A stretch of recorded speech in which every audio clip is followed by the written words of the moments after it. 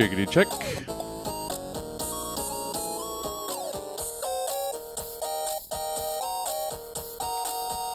Seems like a lot of me. Alright, that seems okay. 2, Mike 2. Mikey 3s.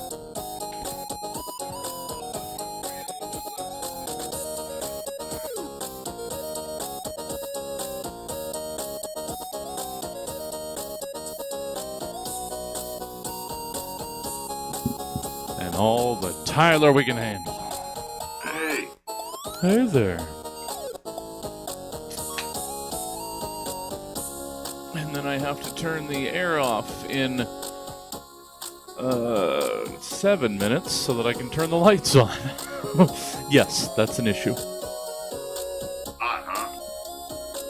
A little bit, but it's more we have too much light. And they're kind of plugged into the same circuit, it seems, and at some point I would have to run some troubleshooting on our electrical to find a way that I can run our what is it, 12,000 BTU floor AC and our 1,500 watts of light off the same outlet. So, or you would, yeah. You would know more than me, but I'm like, we don't have like LED, like super bright. You know what I mean? Well, yeah, I need to make that switch. I've got some LEDs up there, but I bought a controller that doesn't seem to want to work with them. But yeah, we don't need, in this smallest space, we don't need 1,500 watts of light. That's a lot. You gotta expose the film. Yeah. We've got old theater cans up here from 20, 30 years old that we don't need those. Well, it makes me think, because like there's got to be like a LED replacement bulb they've invented, you know? Right? Well, yeah, you'd Retrofit, think. cyberpunk.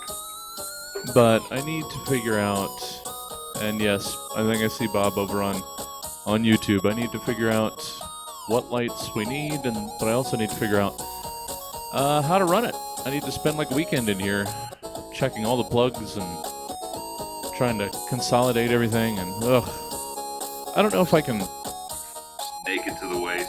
Yeah. Digging through cables. Absolutely.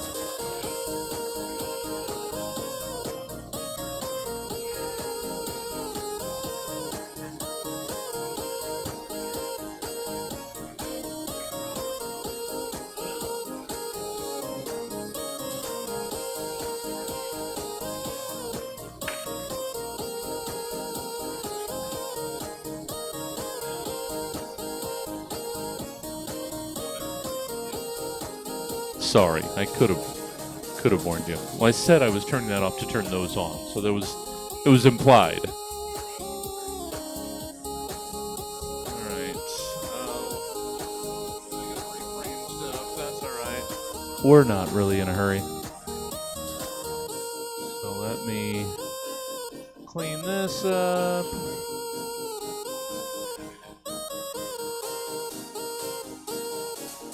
Yay, backyard party. We're all so important.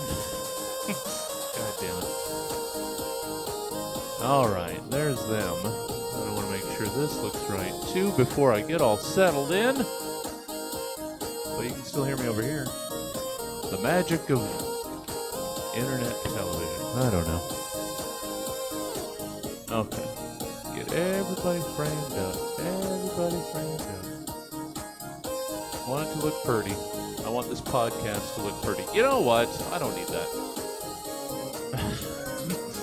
I'm pointing out my own flaws. What's after it? Subject line at 9 o'clock. But we've got plenty of time. That's why we do this. But yeah, that's why we do this at 7:30, so we don't have to worry about brushing into anything anymore. All right, that looks better.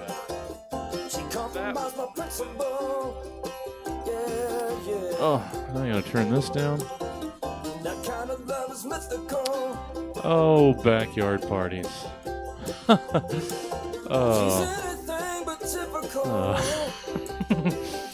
Hey, everybody. Online, I mean. You know what? They count. They count more. That's right. Because I could work up a justification, but I'm tired, so I won't. I'm just gonna say they do, and then they will just respect that. We're in the age of influencers. Yeah. Online presence is more than your real presence. Exactly. See, there you go. That's what we needed. We needed Grant to figure it out. Yeah, exactly. Yeah. Because the in-person tactile connection. That's pretty pointless. Yeah. I can't like anything you're doing. No, that went out in a lasting way. That went out at very least it went out in 2020. Yeah. That was when we really discovered we don't actually need to see, and we don't want to see each other. Yes. It's dangerous out there. Tyler has it right. Oh yeah. Yes. Just squirreled away in the direct center of the country. When I see you guys seeing is just looking up, you know what I mean? Yeah. And it's like a Pee Wee Herman kind of like stage play or something. I was like, I'm like John B. Up. Like, I don't see myself. Like I get why would you include that in the frame? Yeah. If we could let the audience in, you were complaining about backyard parties. What does that mean? Well, we have some wonderful neighbors that do a lot of good for the community. It's Organized Sacramento. They, I guess, organize Sacramento. And they have now caused power restrictions, or was that no? Okay. They're not the power. Unrelated. Okay. Unrelated. Different. Yeah. I thought the party was so good that you couldn't use much power. No, this is the power. Is this old buildings problem? Oh, okay. Yeah. The backyard party is our neighbors, 2 doors down, that just throw shindigs back there. That's the thumping. Yeah. It's the music that we're hearing. I think I must have lost that register. Can you hear it? I can. Oh, you can? Yeah. It comes in It's and out. cool. Yeah. Great. Yeah. Comes in and Lower out. it's usually the higher register. I know. Set at the first. There It you was go. a weird bomb that blew up and There blew it my is. ears. There it is. Oh, I heard that one. Even more. I'm not hearing a thing. That's crazy. It's I all the always bass. remember in That- college, like when the police would get called and stuff, everyone would say, when I'm old, like when I'm in my 40s, I'm actually going to go over and join the party. Sure. And I'm not going to call the police. I'm Oh, gonna no. be the chill guy Yeah. and go over to parties. And even then, I was such a cynical, like, loser. I was like, no, I'm not. I'm going to go to sleep. Yeah. I'm going to call the police. Well, on parties. I wouldn't be against a party. I'm not that kind of an ass, except for the fact that it's directly outside my back door and vibrating I just into heard one. yeah. Like a vibrating backdoor party. Yeah. Is what you're saying. Oh yeah. Now see, if I got invited to a vibrating backdoor party, then that's a whole other thing. Who could complain about that? Well, welcome everybody. We got any marketing people in the audience? We're gonna work on getting people here again. But I keep forgetting. And the problem is we've had such inconsistent years that I keep forgetting that summers are just death for events. Because there's so much more to do. There's so many more options. So we just have to ride out the summer and everything will be fine again and I'm okay. Comedy feels like it's too bright right now for comedy. Yeah. Sometimes, whenever I walk by like Lowbrow or these bars, I don't even like these bars, but I'm like, I wish I wasn't neurotic and like could enjoy the outside instead of like going to this comedy cave. But sure, this is the life that we've chosen. You're not helping self. Sorry. Winter, yes. but the winter's gonna be huge. Yeah. Oh, we just have to bide our time. And there's like a creative venues grant that I have to write some paperwork for. Okay. Nice. Yeah. Just for chuckle actual. down. Yeah, we'll be and fine. Ride it out. It'll be fine. All right. What was that? Chuckle down? Yeah. Okay. Instead So of hunger comedians- down, okay. it's Chuckle down and ride out the vibrating backdoor party. The jokes in your grant proposal better be fucking crisp. It's finally one that's not for just nonprofits. It's for profit and comedy venues. Oh, and sweet. Hello. Yeah. Nice. Hey. And we're barely like half a block inside the perimeter to qualify. So yeah. It's kind of like maybe someone drew that line Well, specifically Yeah. to help you, I and mean- you have a guardian angel somewhere that's there's a lot trying of to get things. you that grant, Jesse. There's a lot of things Is it you? in our No, favor. that'd be cool if it was. I know. Ah, dang, I wish. Like creative venues, or I can't remember what it is, but Yeah. yeah. So that's in a couple weeks. I gotta take care of that. Do that. But Do what's that. important That's is a us priority. doing episode 405. Why? That's my too God. many. That's That's too awesome. many. 405. As Oh, a Southern Californian, that's a little. I guess that number takes me aback a little Yeah. bit. I'll be honest. think 405. I'm But not anyway, from Oh, here. yeah. What neighborhood is that? it's a Oh, freeway. no, it's the freeway. Okay. Oh, It's oh. a massive I freeway. thought you were doing area codes. Yeah. No, I thought so at first, and then I remembered the old 405. Yeah. I did my best while living in LA to avoid ever having to drive anywhere, which in LA you wouldn't How? imagine would be possible. But I lived in Hollywood, Yucca and like Cahuenga. So right there, I could walk to UCB and IO and Second City, and it was magical. Except for everything about it that wasn't. Yes. You know it's a podcast when you start talking LA geography. Like most comedy podcasts, I somehow know about like Rodeo, and I know about like Sure. Bonds and fucking Erewhon, and I've Oh. never really been to LA very much. Oh, Ralph's. Albertson. Oh shit! I didn't think about it, Sketchy. Are we gonna have a special 420 episode? Didn't think about that. But the possibilities out there now. It is. Well, you know what? You have 15 weeks to plan it. The problem is I've been booking. So did I accidentally Go book 15. out? Oh no! Book All of the squares. Mormon. Yeah. We've got all the nerds on the 420 edition. Honestly, Let's that's see. fine. Let's see. We've got a little bit of time after I pull up the spreadsheet. One of these days I'll share the spreadsheet and everybody can marvel at my fucking.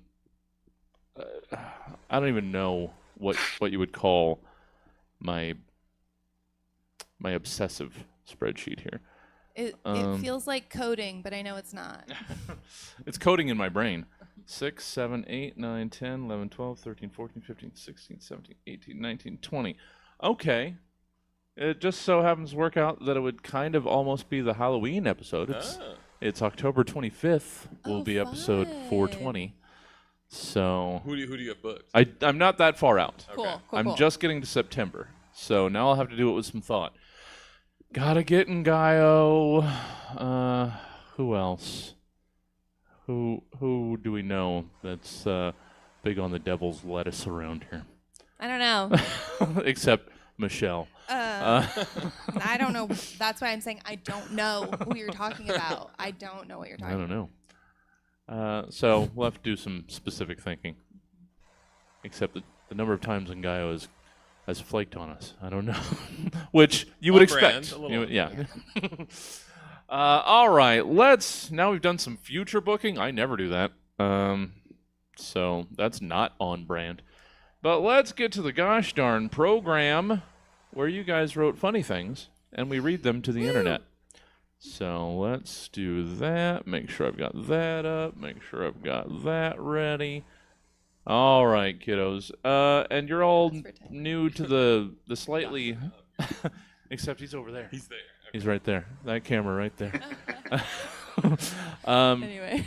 Slightly new up top format. So we just do the intro, go straight into segment 1, and then the get to know yous between 1 and 2. Try and do the streamlined thing. We'll see. All right, let's do the gosh darn program. Thanks for tuning in, you guys. You're awesome. And anybody listening later, I probably cut this, so I don't need to address you. Let's do the thing.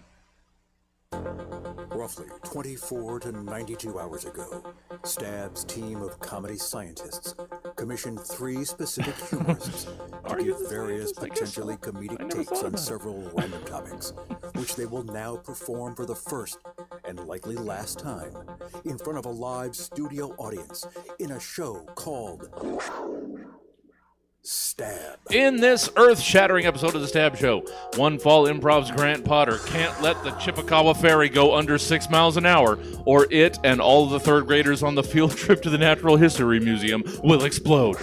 Scene Kids' Michelle Petro has to make an impossible decision between getting a crash-landed alien back to a ship or to returning those videos she rented to the store before they start charging late fees. And Stab Show favorite Tyler Kinney is recruited for one last job, which, while similar to his previous one last job, is somehow 10 times more dangerous to the extreme. And all of this while me, your host, Jesse Jones, has to pretend to be my own sister to be able to afford an apartment in an all-female, rent-controlled building on the in the Upper East Side.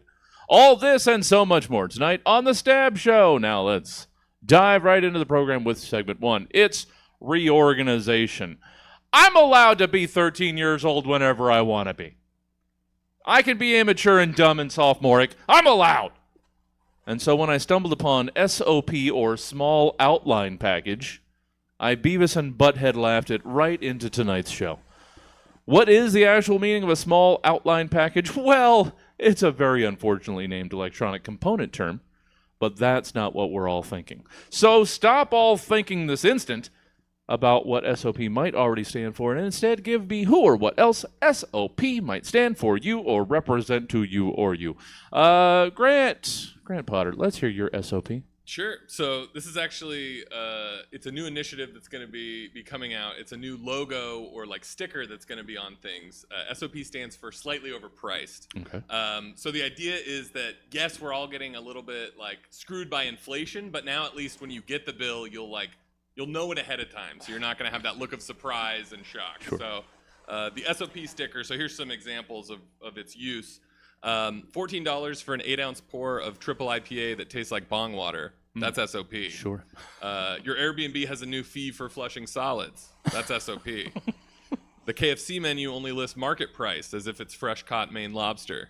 That's SOP. Your new health insurance has timeshare rules, only Tuesdays, Thursdays, and no blackout dates.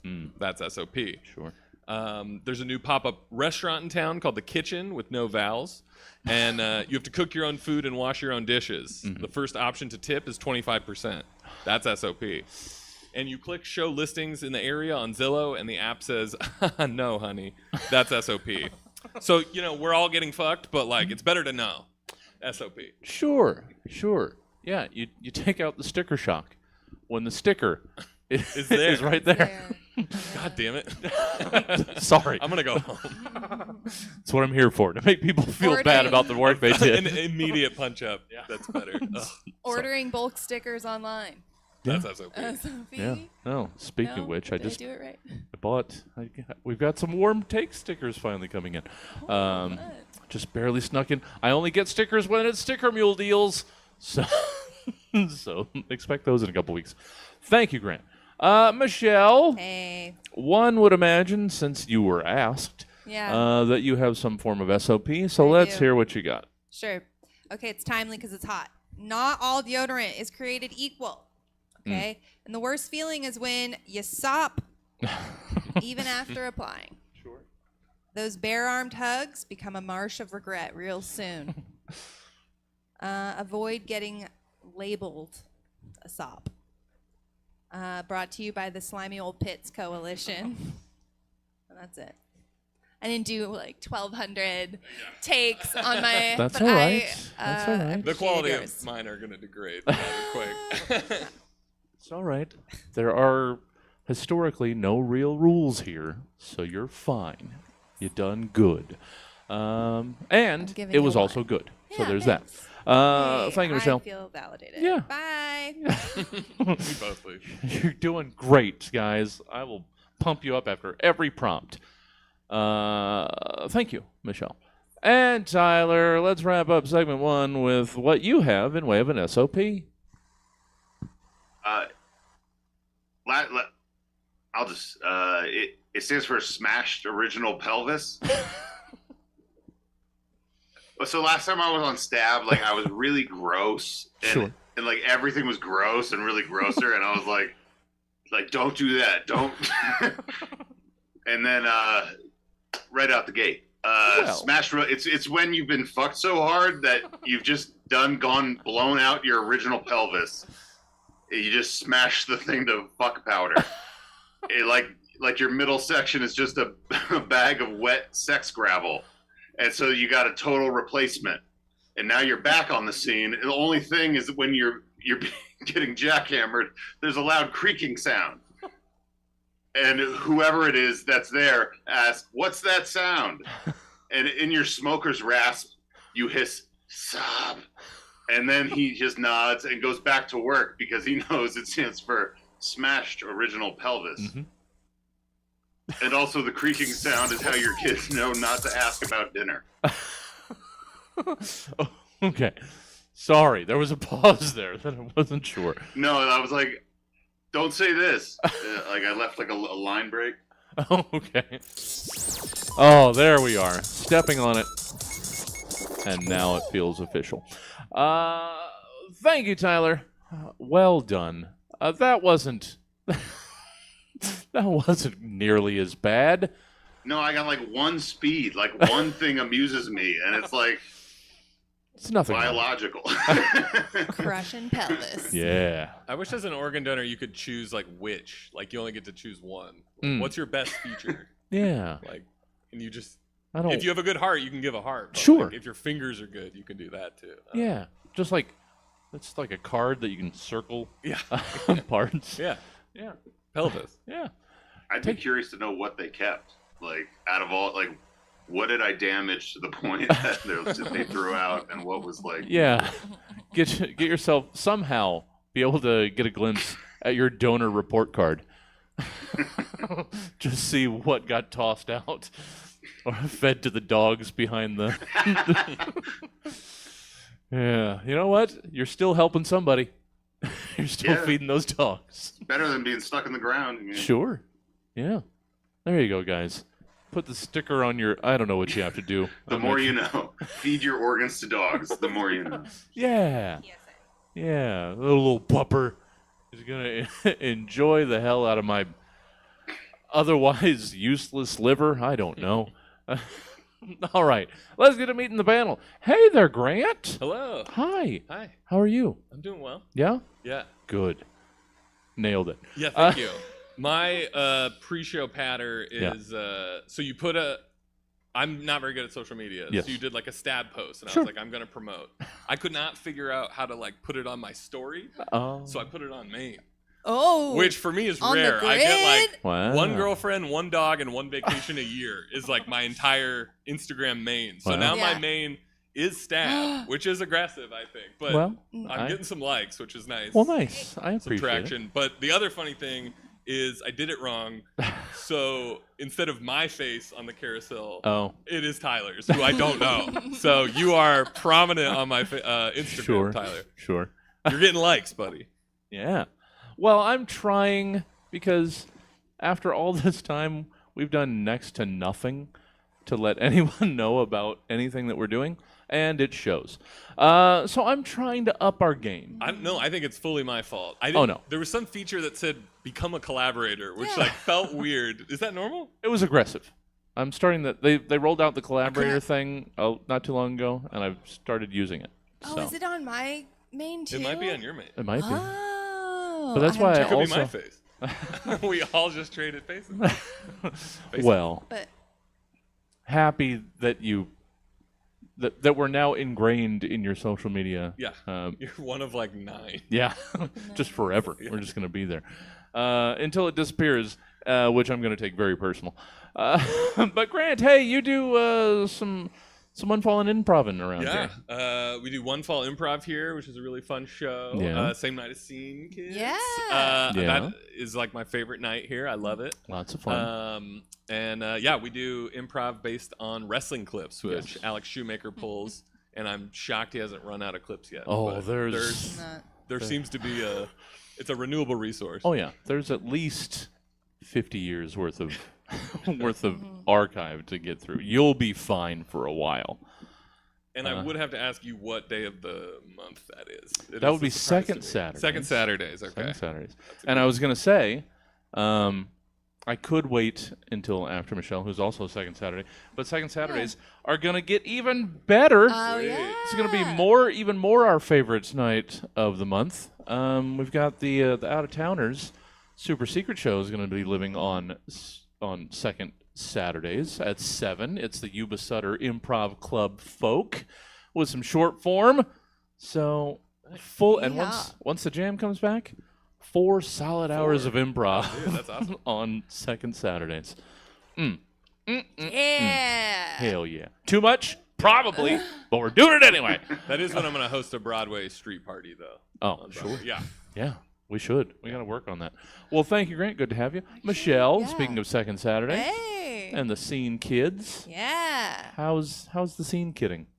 It's great. I'm actually really excited about the July 13th show that's coming up. Because every month, we do a new theme. And it's fun. Yeah. What everyone's choosing is. Oh, yeah. Well, she keeps it secret. Then they try and guess at the end of the evening. Yeah. So if you like a mystery, also come. Just please. Anyway, but yeah. Some of my banter. Everybody's fine. Everybody up here worries too much. The problem is, this is more the improviser crowd, so we're actually more self-aware. Now, if these were stand-ups, being this awkward, it's a whole other thing. They're a different kind of people. Hey, Tyler. Hey, man. Wait, what was your banter going to be? No, I thought that was our banter. That was it? Okay. Well, I thought you had something loaded. No. I didn't have anything loaded. No, good to have you, Michelle. Always Jesse called my bluff, and it worked. Always happy to have I you. almost thought of something. Always happy to have you. It's a pleasure. Yeah. And Scene Kids is one of our gosh darn favorites around these parts. And you should all come out and check it out. Second Saturdays. With the debut of your new Second Saturday mates this July 13th. So 7, 8, and 9. All the improv you can eat. We got snacks here, so it's not like you'll be hungry. Exactly. And once things get popping, I'm going to have carts and trucks out front. Once I know that I won't be wasting people's times. That's the thing. Yeah. I don't want to get a food truck out here and not have enough people to sell shit. No, but maybe we could figure out like a way to get like Kyoto takeout or that too. Something. We'll figure all that out. Well, fun. I just wrote all my stab prompts over at Kyoto. Oh, so well. Shout out to Kyoto. Cross promotion. Thank you, Michelle. Good to have you. Good to always be here, Jesse. Happy to have you being here. Nailed it. Hey, Tyler. Hey. How's Middle America doing? Still here. Yeah. Yeah. Yep. Holding it down. Ooh, what's the? I'm sorry, I know this is probably your That's show, all right. but I have a Go ahead. question for the Middle America. Sure. What's the vibe like after last night? What's the chatter around town? Hello. I gotta be honest. I avoided the whole thing. Yeah. I was just like, I don't want to believe this is the world we live in. So I'll just, I don't know. I went to the 3D printing maker lab with my boy this morning. And Nice. Nice. Yeah, we had, it's good. Yeah. And I'm not in like middle. I'm like in a city. You know what I mean? Yeah. But if you drive like 20 minutes out of it, there's mountain lines. Are you in witness protection? Why are we just saying Middle America? Well, no, all is the it time? I don't know. I don't like. Because I never know the exact... I don't want you to know where I live. Fair. I never know the exact city. Loveland, Colorado. There you are. Loveland, Colorado. Yeah, it's beautiful. And has Loveland been getting some of those tasty licks out in the dive bars and VFW halls? Yeah. Got a gig tomorrow. Nice. Blues and Brews. Of course. Yeah. No, but like with I don't know, I'm excited. I met like a weirdo, like an old time, like small town weirdo. Nice. And when you tap it, I did this in Davis. When you tap into like Davis, California, you've been there. Yeah. You tap into like the low power FM radio station. You meet a couple freaks, and you're like, oh, like there's weirdos in this town. Like this is my people. I don't know. I feel positive. Nice. Well, that's good to hear. That's good to. Oh, and good old low power. KDVS. Yeah. Well, I'll just give you a show. Yeah. And you can just like be on the radio. Thing with KDVS is they're not even low power. They're like a goddamn 50,000 watt flamethrower. They're you can get them for miles and miles. Really? Now, KUTZ 103.1 FM, where you can find the Stab Show 11 p.m. Saturday nights. That's low power. And that's low power. Good old 100 watts. Catch it. 100. All this talk has washed over me like a wave. I can't remember the last time I used terrestrial radio. Oh, well, get back on board. We're doing lots of fun things there. But yeah, 100 watts, that's the limit of low power. That's actual LP licenses. So, yeah. What's KDVS? I don't know. I think I'm mixing up KDVS. I mean, it's college radio, but they've got a big honkin'... What's the one in Davis? Yeah, that's KDVS. No, but then there's the other one. Oh, that I don't know. Whatever. I had a show on there. Oh, nice. Yeah. Well, see if you can worm your way in into the... I've already forgotten the name of the town. Sorry. Yeah. KDRT. Okay. There we go. KDRT. Got there. Probably too far away to be. But you know what? Let's get back into the actual program. It's a podcast. People listen to podcasts. That's true. Wherever. Maybe you'd think.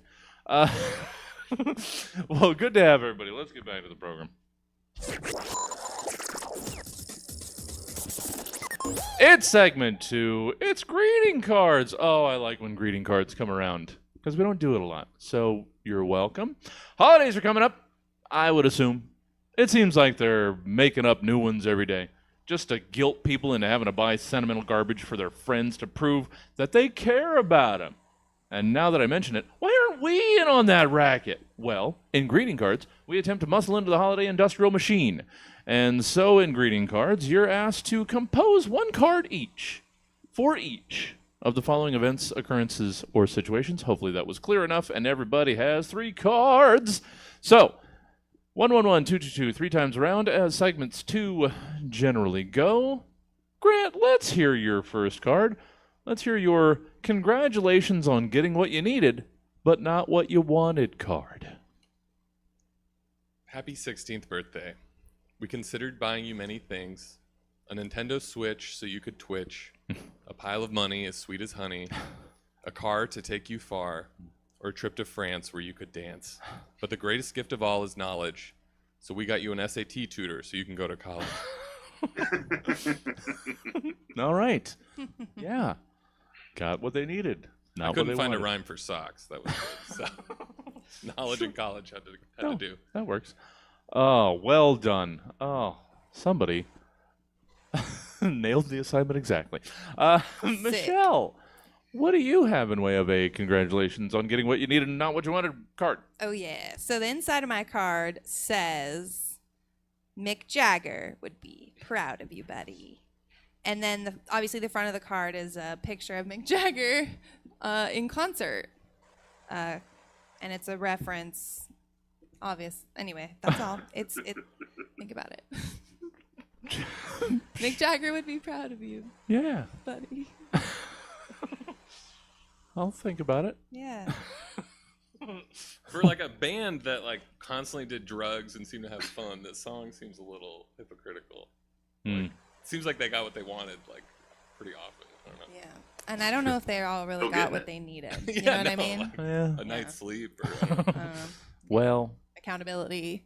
any of that. No. yeah. I think they did all right. A lot of people would say that. Yeah. Yeah. Yeah. I don't know anything But about I'm the sure Rolling they've Stones. left a trail of horror. So, yes, thank you for making us think about that. No problem. It's a theme throughout my entire Yay!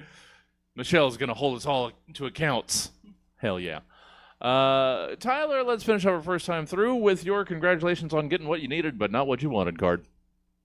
On the front, there's a picture of a 2010 Honda Civic filled with dried beans.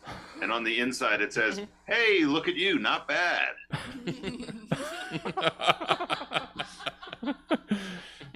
Yeah.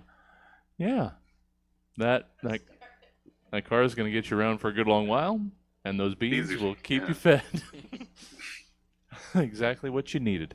You guys really nailed the need in that. I appreciate all of that. But we're not even done. We're only a third of the way done with the cards. Let's get our second time around. Oh, this is worse. Sorry. Grant, let's hear our first of three. So you're thinking about trying autoerotic asphyxiation cards. Okay. This is a visual one. Okay. So on the front it says Happy Breath Play Day. Uh-huh. And then on the inside, it says, I love you this much. That's for the audience. Yeah. Yeah. nice. You got it, guys? Yeah. And the virtual Yeah. audience even. And Yeah. for the podcast audience, it's Held my hands in a choke. but it's a choke sort of. Yeah. Good times. I Mine is assume. also a live audience. No, Okay. I'm joking. Michelle, so you're thinking about trying autoerotic asphyxiation card. Not you. The I'm card. just I saying am the not. card. Yeah. I'm just- Okay. So it's a blank card. Okay. Obviously, no need for words at this point.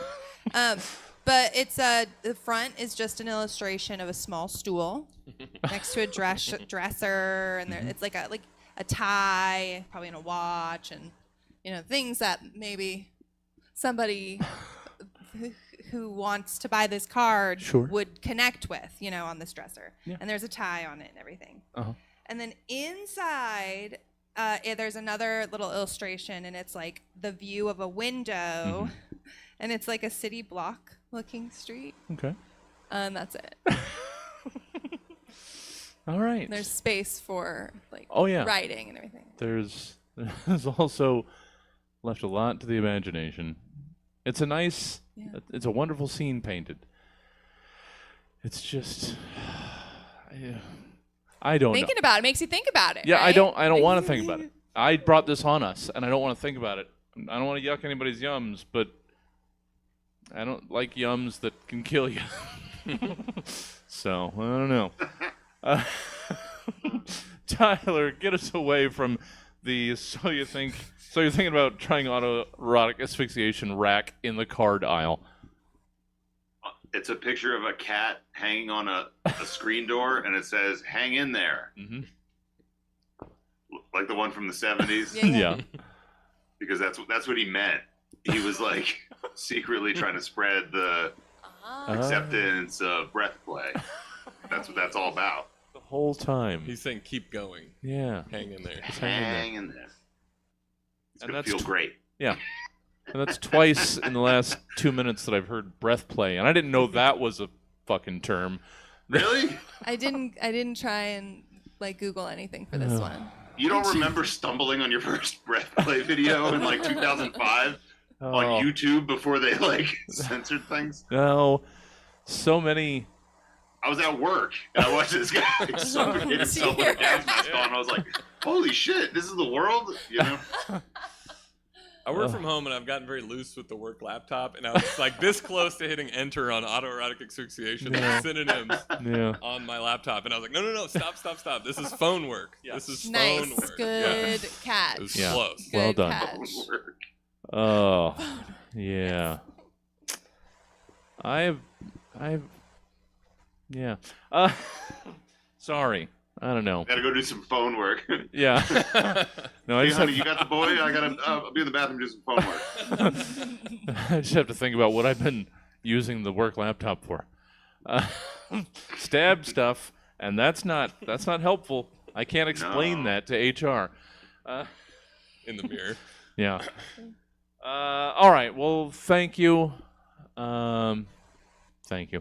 Third time around. Oh, yeah. Have fun. Let's hear. Grant, let's start us off with your first of three. Happy Lone Wolf Alpha Apex Big Dog Day card. All right. This has, on the front cover, it has Chet Hayes, the son of Tom Hanks. It says, rise and grind, bitch. On the inside, it says, sleep is the cousin of death. Come do deadlifts with me and Mark Wahlberg at 3 a.m. It's okay if it looks small after a cold plunge. And women don't talk to you because you're intimidating, not because you don't have a personality. No. And then at the bottom, there's a QR code which takes you to Chet Hanks' new crypto Glizzy coin. Yeah. Oh, man. Oh. Yeah. That one was really hard for me because most of my Instagram is ironically following and trying not to get sucked into this world of grind weirdos that like talk about waking up at 2 a.m. And this was like too special to me, and I couldn't think of anything for that one. It was hard. Oh, no. Yeah. Sorry. It sounds like you're too close to that, and we're I trying to so. pull you back. I would like every 6 months just like check in on me and make sure I don't like have a sauna or like a cold plunge device or something. Just, But no, those are like actually helpful things about it. Just don't be like waking up at 2 a.m. or like trying to insider trade or okay. So just every 6 months just check on me, make sure. Yeah. Okay. We'll text you at like 2:30 and hope you don't respond. Yeah. Or at least if I'm up, I've stayed up and I haven't gotten up. Yeah. That's fine too. Okay. That works. I've purposefully avoided any of this because it just seems terrible. That culture? Yes. Yeah. Oh, it's bad. Yeah. It's very funny though. Well, yeah, I imagine the funniness, but I don't think they get it. Michelle, let's hear your Happy Lone Wolf Alpha Apex Big Dog Day card. Sounds good. It's the outside has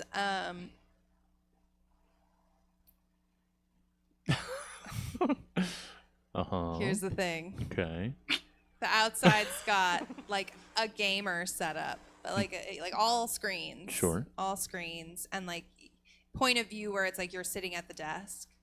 And then the inside it just says with asterisks like it's the action. A heavy breathing. Okay. That's the card. Lord. That's my take on whatever Lone Wolf Alpha Apex Big Dog Day means. That works. I mean, it's everybody's interpretations. Thank you, Michelle. And Tyler, let's close out segment 2 and greeting carding and what have you with your Happy Lone Wolf Alpha Apex Big Dog Day card. So the front's like one of those velvet paintings of like a wolf howling at the moon. Mm-hmm. And then you open it up, and it's like hastily written, I was going to get you a big old beefy set of balls for Lone Wolf Alpha Apex Big Dog Day, but it looks like you already got all the lady fillers from Balltown and stuffed those nuts in your big beef bag, you teed up puddle of stubble. Now come over here and kiss me on the voting booth, because it's Lone Wolf Alpha Apex Big Dog Day. And that's just Easter if you're doing it right, patriot. Now put your pee-pee through the bullet hole in this card and bring yourself to climax. Send the product back in the self-addressed stamped envelope to own the libs. Yeah. Yeah. I can't believe I forgot to talk about low T. That's like the biggest focus of these guys. It's so weird. I want to understand and see the insanity, but I don't want to have anything to do. Do you think you're susceptible? Is that what? No, it's just I try to avoid things that are just. You even lift her. I just because these people like really mean all this stuff. No, they're all grifters. They're all like just trying to sell you crypto. Well, yes, but the people that believe these people. Oh yeah. They're believe for sure. Yeah, they're just like around you when you're in like, you know. And here they open carry, so it's real cool. Shit. All right. Well, I'll keep avoiding things. Segment 3 at celebration time. Oh, another one we're rolling out that we often, again, don't do. Mostly because people hate it. You're welcome. It's celebration time. Did you know that there's a June 28th, like almost every year, that they remember to include it on the calendar? And in celebration time, we take a look back at some of the occurrences that just so happen to share the same day as the show, but with a different year. And then ask you to tell us how you've been celebrating those things. So go on. Give us a rundown of how you've been, or plan to be, celebrating today's happenings. Grant Potter! Sorry. On this day, in 1820, Colonel Robert Gibbon publicly ate a basket of tomatoes at the old Salem County Courthouse in Salem, New Jersey, to demonstrate that they were not poisonous like many other nightshades. Meanwhile, barely more than 100 years later, in 1926, American actor, director, and producer Mel Brooks was born. So how have you been celebrating these things today? Yeah, so June 28th. So, well, as you guys know, I'm a devoted acolyte of the TB12 method. That's the diet trademarked by former quarterback Tom Brady. And it restricts him from, and me, it restricts us from eating gluten, dairy, corn, soy, coffee, alcohol, sugar, fats, carbs, sex, pleasure, fun, and most importantly, nightshades. Oh. So I view the 28th and the act of Robert Gibbons as a day to be mourned, a la Pearl Harbor or 9/11. Sure. If not for the coward Robert Gibbons, we'd all be like Tom, freakishly young-looking divorcees with vacant eyes who kiss their son on the mouth for too long. Like a snake in the Garden of Eden, Robert Gibbons has cast us into darkness. So to mourn this holiday, we do the opposite of what the tomato wants. We heat our gazpacho. We freeze our tomato soup. We don't call them tomatoes or tomatoes. We just call the whole thing off. So on the finale of the 28th, right before the stroke of midnight, we get a giant tomato on stage in front of a microphone, and we throw comedians at it till it goes away. And this year we're throwing Mel Brooks, who's old enough and wants to die glorious. Oh, good. That's good. You know what? He'd probably like that. Just the juxtaposition. I wonder what his one-liner would be before. Oh, good old Mel. There goes the neighborhood. Not gonna start a fight. Not a fan. But you know what? We're not getting into that right now. You're not a Mel Brooks fan? No, not really. That's fine with me. Yeah. I actually don't think I like him either. No, never have. Never really had. Actually, fuck that guy. Yeah, you know what? Throw him at a tomato. Now that you mention. My dad made me watch Blazing Saddles, and I could feel him watching me the whole time. Yeah. This is the funniest shit ever. Yeah. Like when someone gives you a headphone, and they're like, "This is great music. Now let me watch you listen to it." And you're like, "Oh shit." The pressure of needing to react to somebody's favorite thing. That's rough. Yeah. That's roughskis toughskis.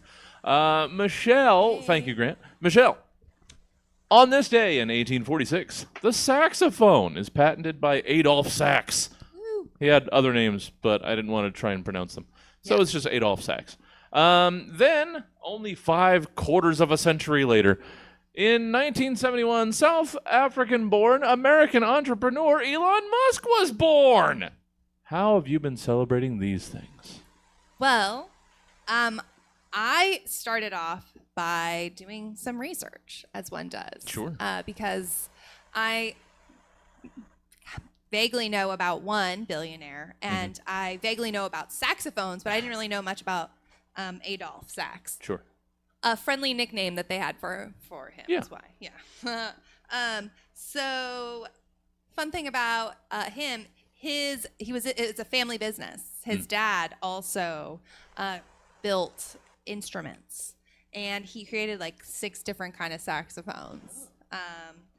And Elon Musk has created like 6 different kind of money laundering schemes. And they each have rich daddies. Oh. One gave us the timeless allure of jazz, while the other promised us trips to Mars and Bolivian coups. So both of these freaks, with their successful daddies and nepotism, love a good costume party. So I'd throw a costume party. Sure. Everybody's going to dress up as their favorite space explorer or saxophonist. Bonus points if you combine them, like Sally Ride singing George Michael's Careless Whisper, a karaoke, or Neil deGrasse Ty Kenny G. There's going to be a photo booth inside of a mock boring company drill. And we'll have like Elon masks and saxophone props. Sure. It'll be fun. And there'll be like personal sized saxophone cakes and desserts. Ooh. And it's all personal size because germs and stuff. There'd be an auction. I'd have an auction, a fun silent auction, or maybe like an actual auctioneer, but instead of like there'll be saxophone playing, but we're auctioning off a bunch of saxophones and rare minerals, and all the proceeds are going to go to the child labor that the old sop muskie perpetuates in Africa and South America.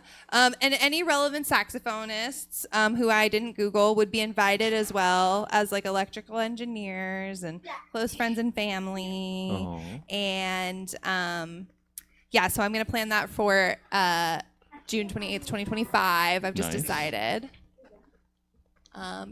Sounds good. So that's how I'm spending this glorious day. Yeah. Now that I know. Oh, personal sax cakes. Yeah, right? Yeah. I just... Yeah. Yeah.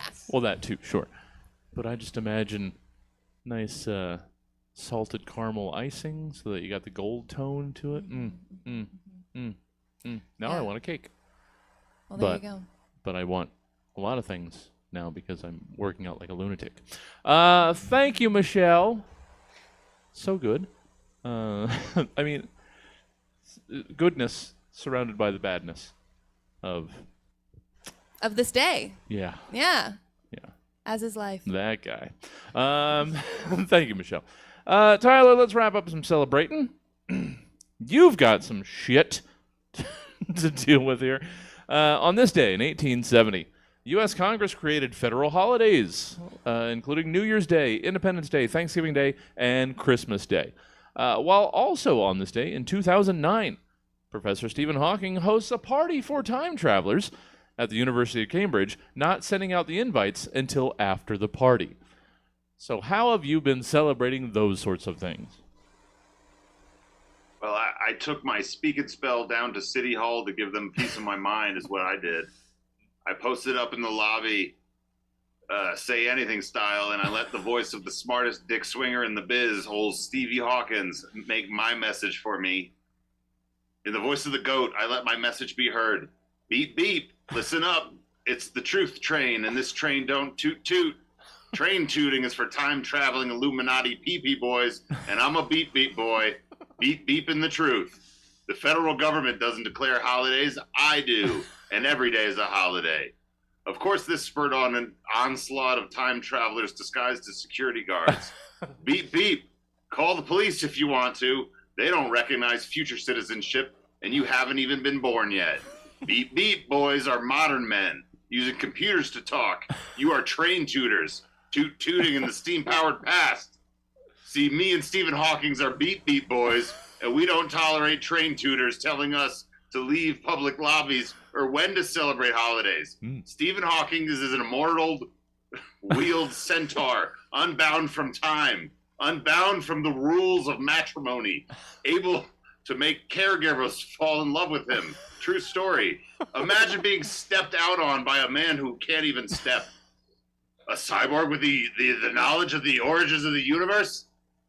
You know that with that comes the knowledge of the Yanni and some serious tongue game.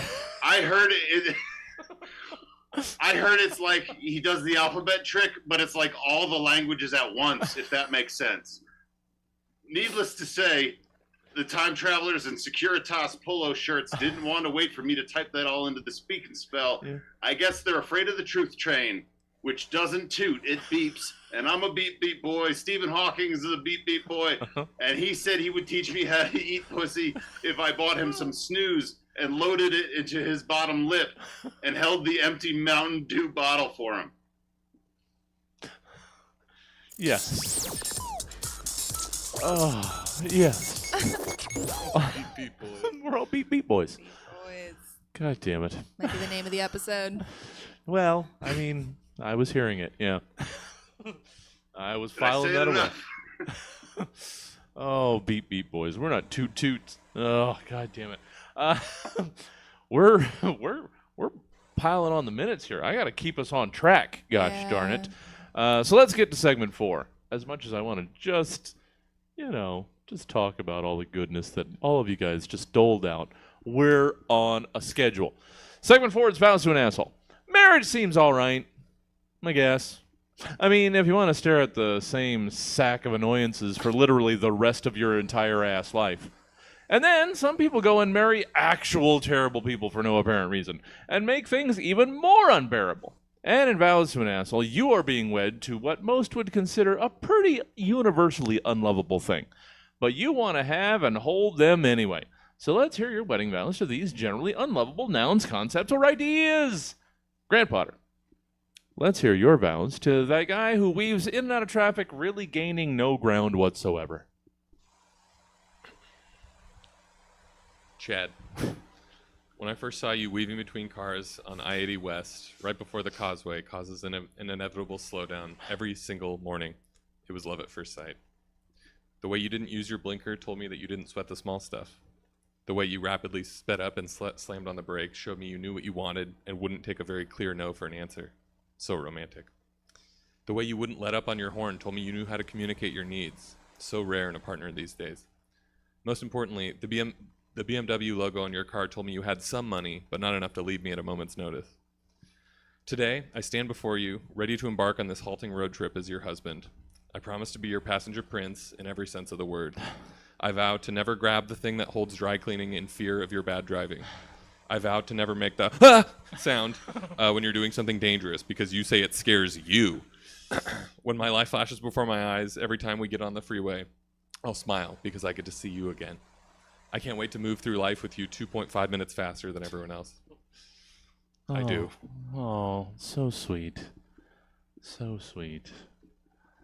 You know what? That is disruptive. Can you just trust that that I know what the fuck I'm doing? I see it. No, I see it. I saw it before you did. I do get mad at people when I'm driving when they express fear. Yeah. I'm like, you're going to make me scared. Yeah. I'm that guy. Okay. Unfortunately. Well, we all have a little bit of that guy, but I try very hard not to. Thank you, Grant. Michelle, you've got some vows in you. I just know it. So let's hear your vows. I got it. To misjudging the height of a curb. That's it. My beloved. I had planned for this to go a totally another way, but fate and my glasses would lay down another path for our trajectory. Our lives are forever connected. It's as if your being is embedded into me, and my being will forever be a red stain in your appeal. No, I know that sounds self-deprecating, but it's not. I love misjudging the height of the curb. When I'm walking, when I'm driving, when I'm old and gray, when I have things in my hand and you pop up to help, I'll laugh as we fold into each other forever. I cannot wait to be your partner in marriage. Oh, so sweet, so tender, so unexpected. Stupid. That step's not the size it's supposed. I don't know. Unexpectedly stole my heart. Oh yeah. Really. And sometimes you need something unexpected to pop into your life. Got my heart racing for sure. Oh, for sure. For sure. Thank you, Michelle. Tyler, let's wrap up some vows. See, we made up time. That's not the point. Tyler, let's hear your vows to planned obsolescence. Hang on 1 minute. I gotta restart. Oh no. I'll update later and then click that 4 times. Okay, there we go. Planned obsolescence. Yes. You've always been there as an option. And now here we are. Economic conditions as they are, just here we are. Our last option to satisfy stockholders and feed capitalism. Planned obsolescence. You're a drain on me personally and the planet at large. And I can't wait to spend the rest of my life with you. Because if I make a change now, I'll lose all the illegal software I've acquired. Planned obsolescence. I never saw you coming. I assumed with advancements in technology, things will get better for humanity. The tools we used would get better and we'd have them for life. But no, you came into our lives and made us all do the math of just throwing an old object into the ocean and having a better one delivered by the next day. Somewhere there's a marlin with a Motorola Razr in its gills because of you. And that gets me so hard. See? See, everyone? I'm hard. I've become so close to your kids. Oh, sorry, our kids. Subscription service and microtransaction. And I plan to raise them as my own. I can't wait to watch them grow up and suck the last bit of wealth out of the middle class. And while I'm sure you'll get on my nerves as society becomes less and less livable, it won't be the worst thing about my life. That will be your father, capitalism as a whole. Hi, sir. Cheers. I see you've got a mouthful of cake and your hand on a banquet waiter's ass. You dog.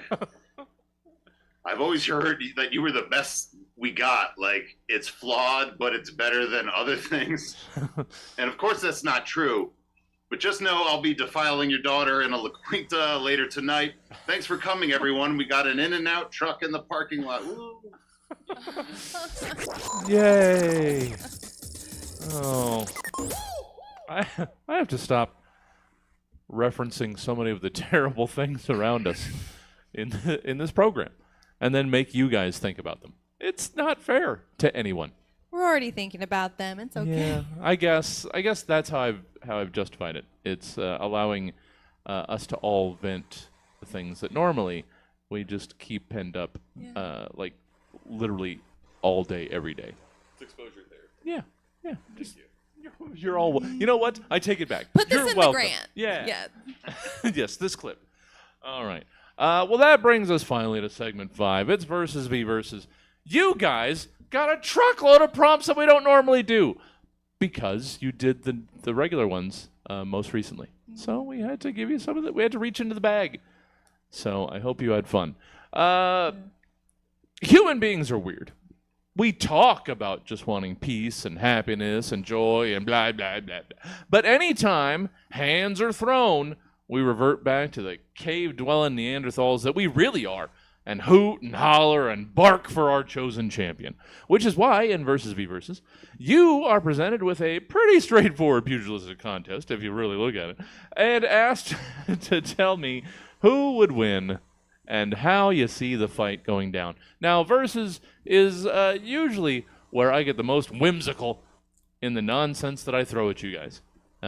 So, I'm looking forward to how you unraveled all of this madness. Grant, for example, who would win in this fight?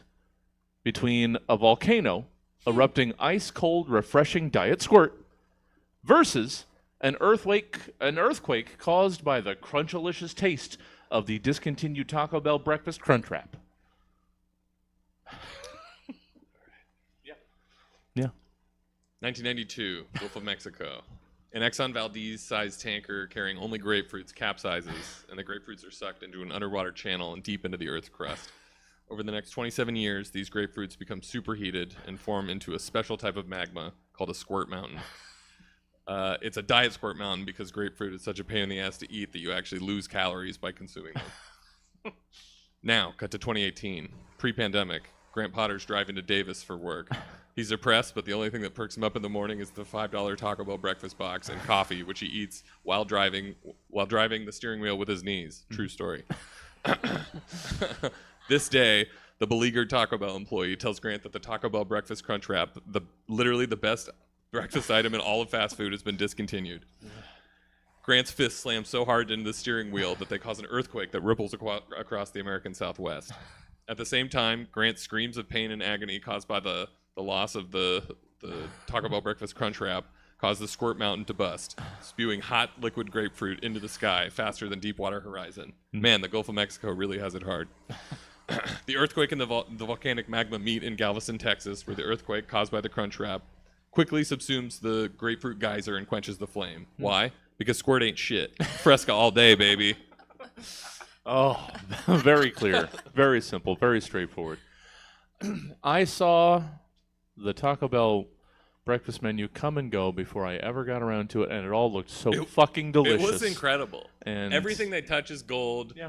They're like, we're just gonna do French fries, and they're really fucking good. Yeah. And we're gonna do breakfast, and it's better than every other breakfast. It I looked love so them. good, and I didn't get around to it. Bring it back, Taco Bell. Yeah. You did have like 5 years. Well, yes, sure. I mean, I realize that's on me. I get that they didn't roll it out one weekend and yank it away. I know. I just assumed it would always be there. Yeah. I'm going to blame this on you.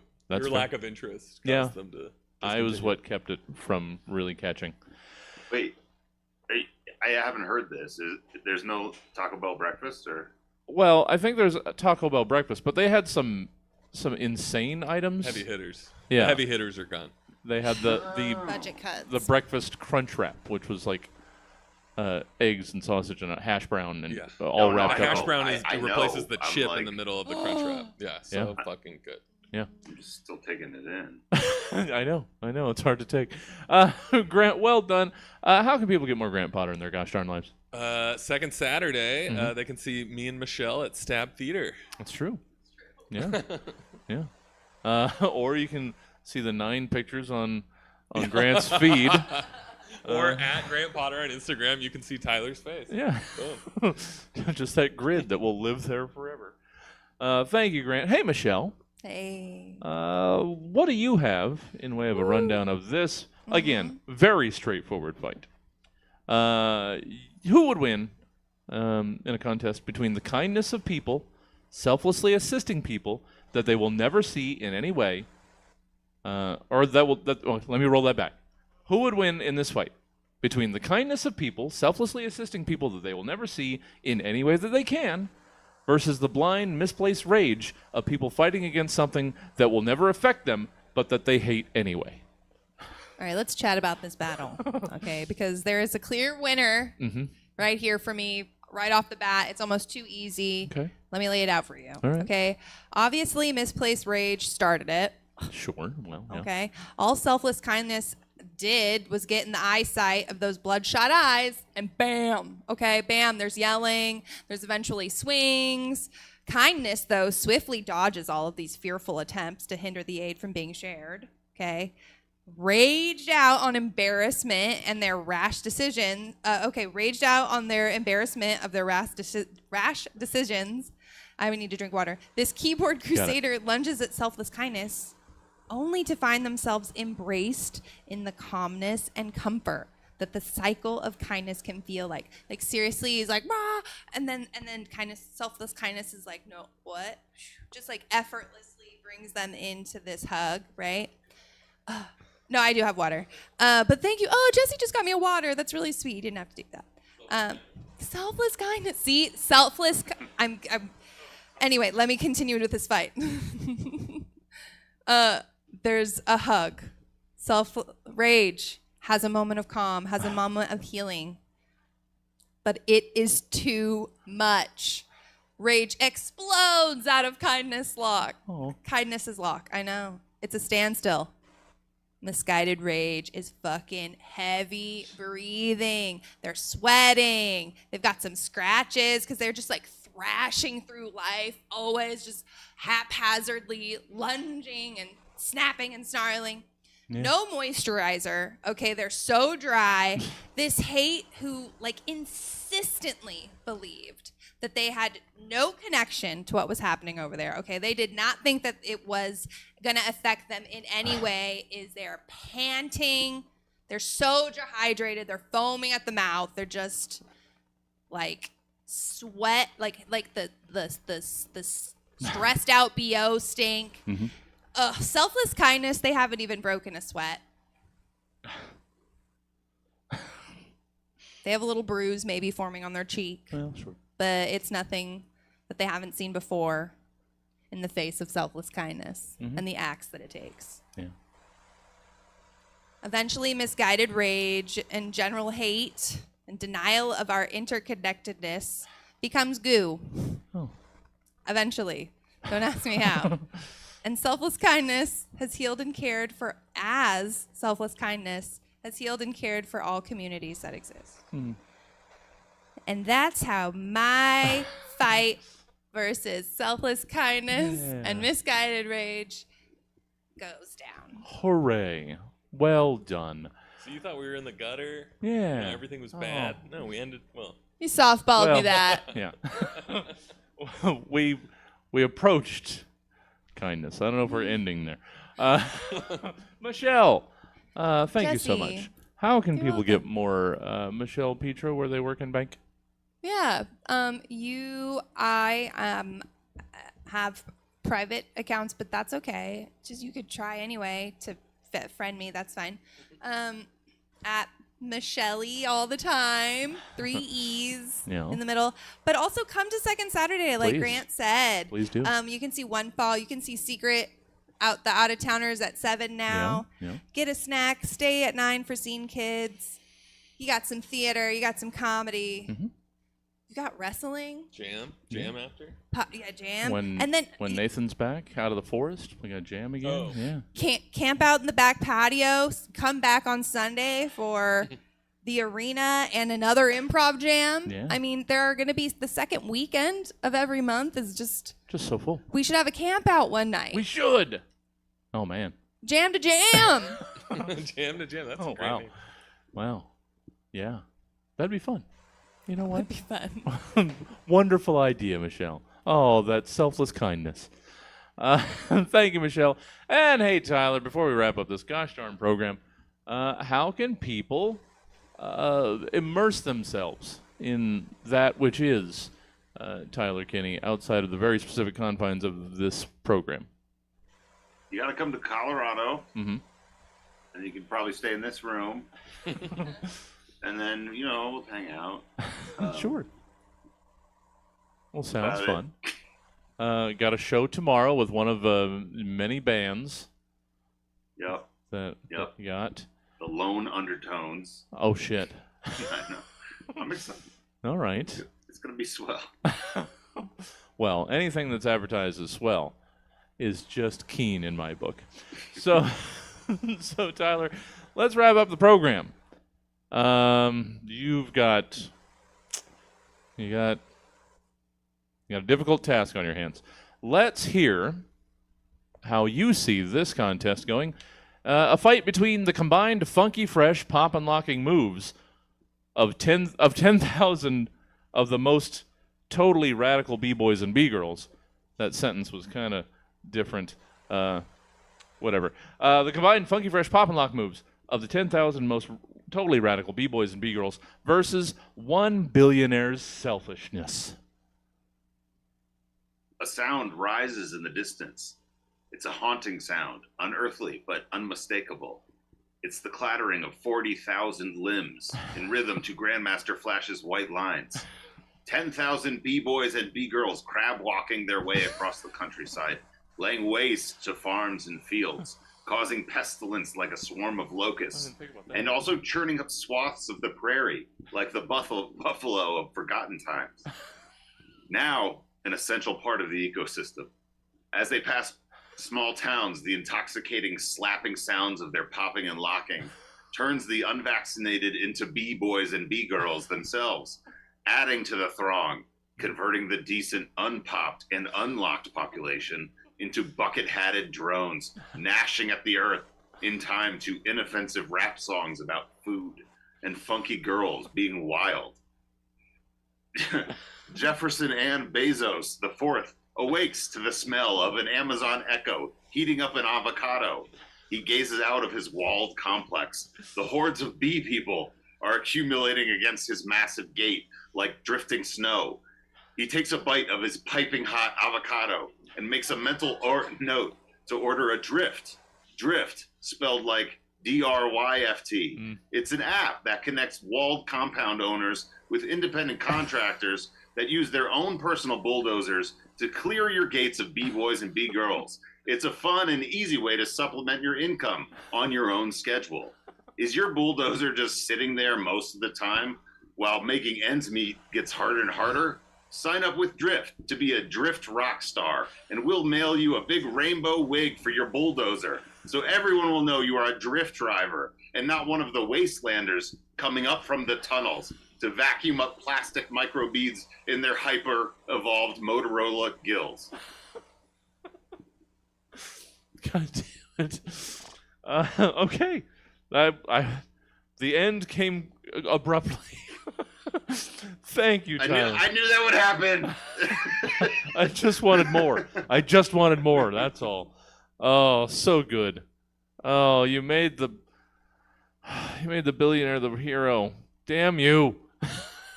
Of all their crimes, a billionaire liking a really hot avocado seems like the worst of them all. That was very visually upsetting. upsetting to me. Just eating it whole like an apple. Just taking a bite out of a hot avocado. Piping hot. Get your Freshly avocados. Just steamed. Somehow that was the worst thing. All right, and Stab is over. Thank you for joining us tonight. Of course, a special thank you to our amazing panel, Grant Potter, Michelle Petro, and Tyler Kinney.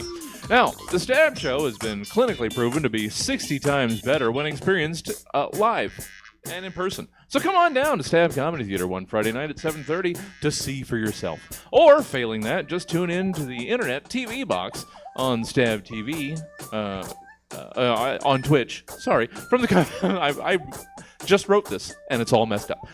From the comfort of your own home. Or, if you prefer Stab in podcast form, just subscribe via the podcast provider of your choice. But unfortunately, that's all we've got for you tonight. So until next time, I've been your host, Jesse Jones, saying almost nothing, while somehow talking an awful lot. Good night! Well done, guys. So good. Thank you so much. So appreciate it. I need to turn off the lights so I can turn on the AC. Heck yeah.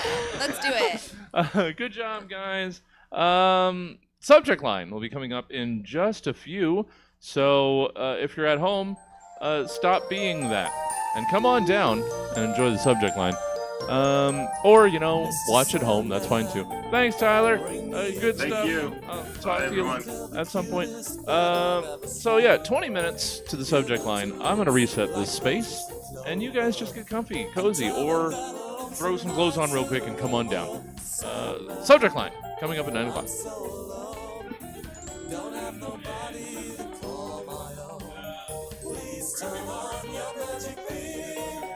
Mr. Sandman, give me a dream.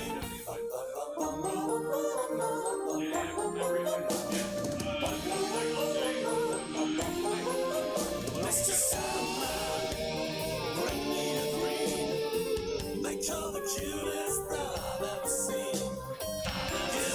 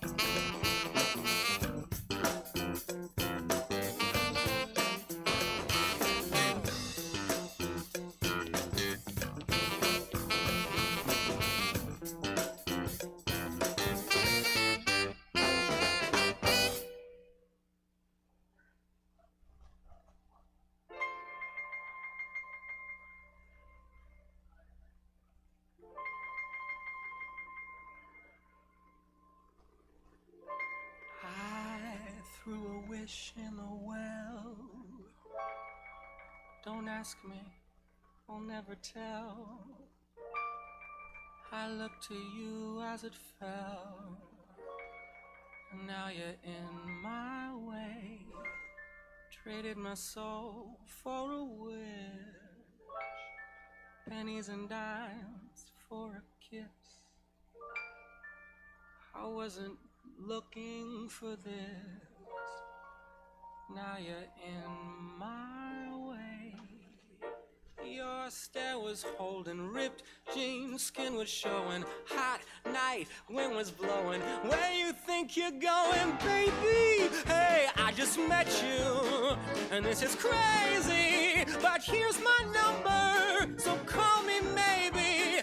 It's hard to look right at your baby, but here's my number, so call me maybe.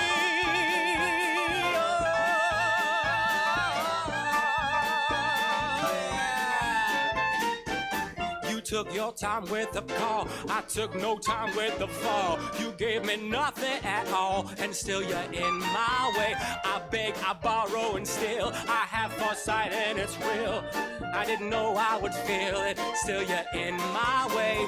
Your stare was holding, ripped jeans, skin was showing. Hot night, wind was blowing. Where you think you're going, baby?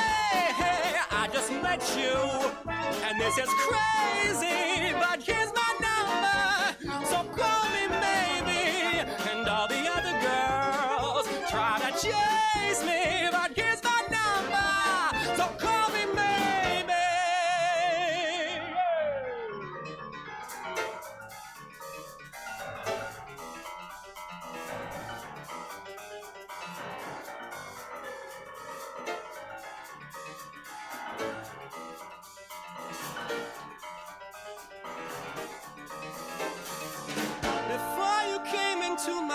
I missed you so bad, I missed you so bad, I missed you so, so bad. Before you came into my life, I missed you so bad, and you should know that I miss you so. Hey, I just met you, and this is crazy. Like, here's my number, so call me maybe. It's hard to look right at your baby, but here's my number, so call me maybe. Hey, I just met you, and this is crazy, but here's my number, so call me maybe. And all the other girls, you know me, try to chase me, but here's my number, so call me, call me, call me.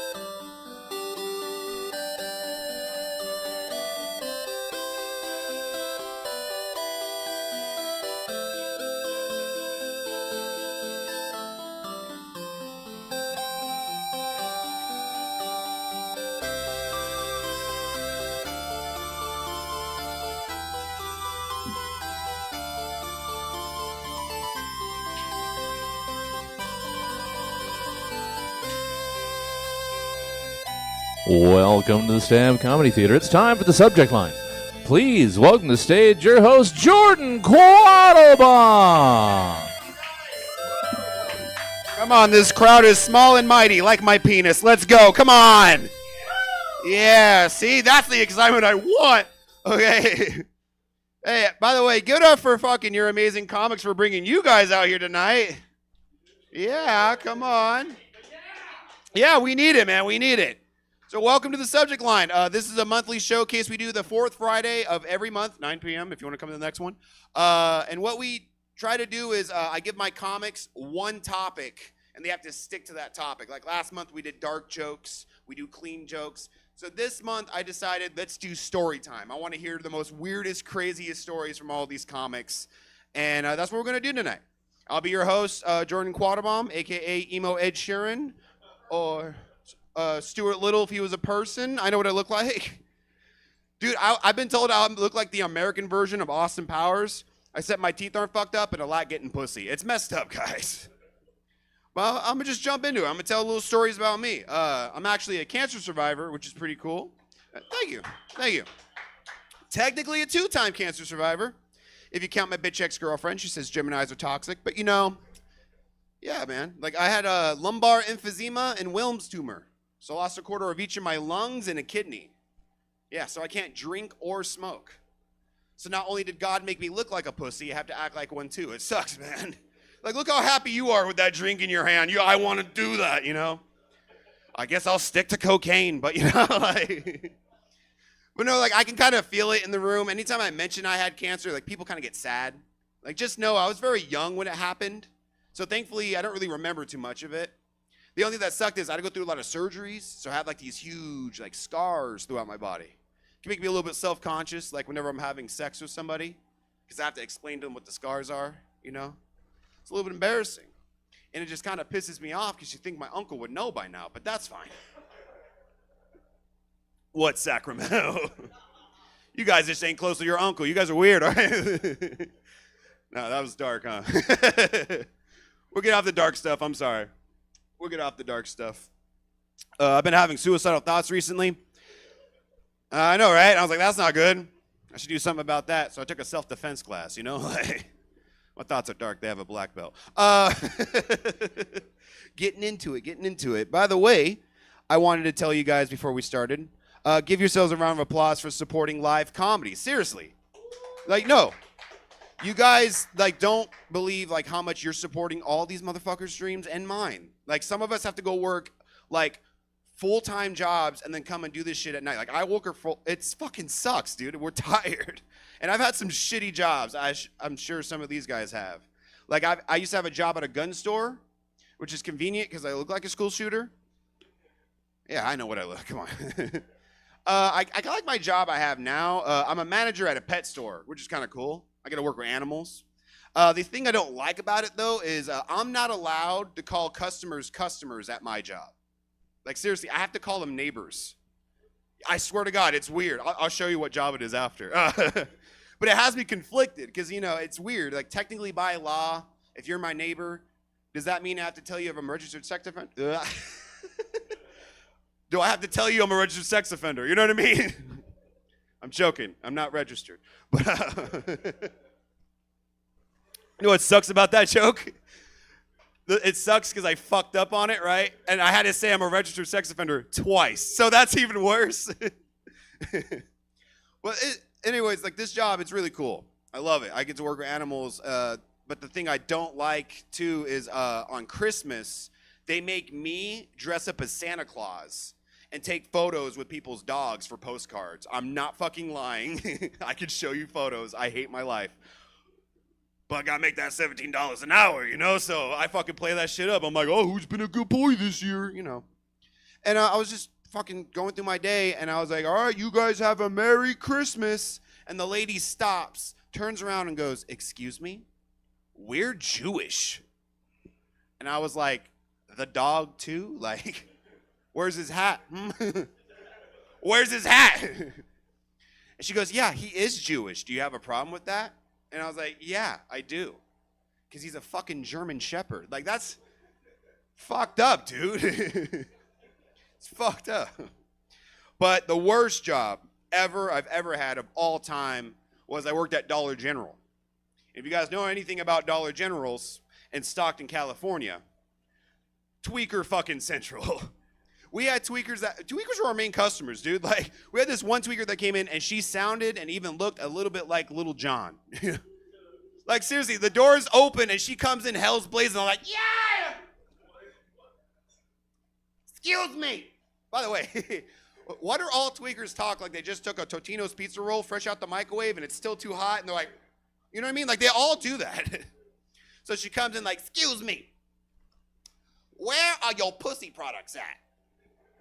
I'm like, what? My manager comes up. I'm like, oh, thank God, he's going to handle this. And he's like, yeah, they're going to be over on aisle 8. I'm like, you're going to let her in? She had no shoes, no shirt, and you're still giving her service. What the fuck is going on? And she bought stuff, but she bought the most randomest stuff. She bought tampons, condoms, some lube, and a cucumber. I was like, what the fuck? She goes, mind your business. I'm like, I'm sorry. She gets her stuff and leaves, and my manager comes up to me. He's like, hey, why did she have a cucumber? I was like, you know why she had a cucumber. Don't be surprised if tomorrow she comes back to return it and it's a pickle. I'm just saying, she looked nasty. I'm gonna end it on this. I have some really redneck family. Anyone here have like really redneck relatives? As the only white guy pretty much in here. No, my family's like, I'm talking like redneck as fuck. Like, if you go to my parents' place, on the front of their front door, they have a picture of a gun. And it says, in this house, we don't call 911. They fucking mean that shit, bro. Like, my grandma, she fell down the stairs the other day. Instead of taking her to the hospital, put her down like Old Yeller. She's a cunt. It's fine. But the most redneck person's got to be my cousin, because in his bedroom, above his bed, is this humongous American flag. And it's like, look, man, I love my country as much as the next guy. But how the fuck are you getting laid with that shit? Like, he's not fucking for himself. He's fucking for the troops, okay? Even if he tries to get a girl to get on her knees to suck his dick, he'd kick her to the curb because no one takes a knee in front of the flag, all right? All right, guys, I think you're getting warmed up. Are you guys ready for some more comedians? Let me hear some noise. More stories! This is a weird story time. We don't want you guys to be asleep. We want you to be all fucking hyped, okay? There's no cookies, no milk. We're fucking doing this shit, all right? I'm really excited for this next guy. I actually haven't seen this guy do stand-up. I'm really excited. He's the reason a lot of you came here tonight. So please, get up loud and proud for Chris, ladies and gentlemen. Let him hear it!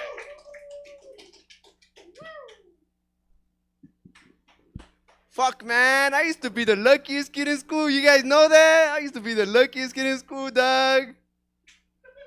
I never had homework. All the other kids in my class, bro, those fools always had homework. I felt bad. Fucking losers. There was 3 types of kids in my high school, man. There was 3 types of kids in my high school. We had the nerds, the jocks, and the thugs. I was absent.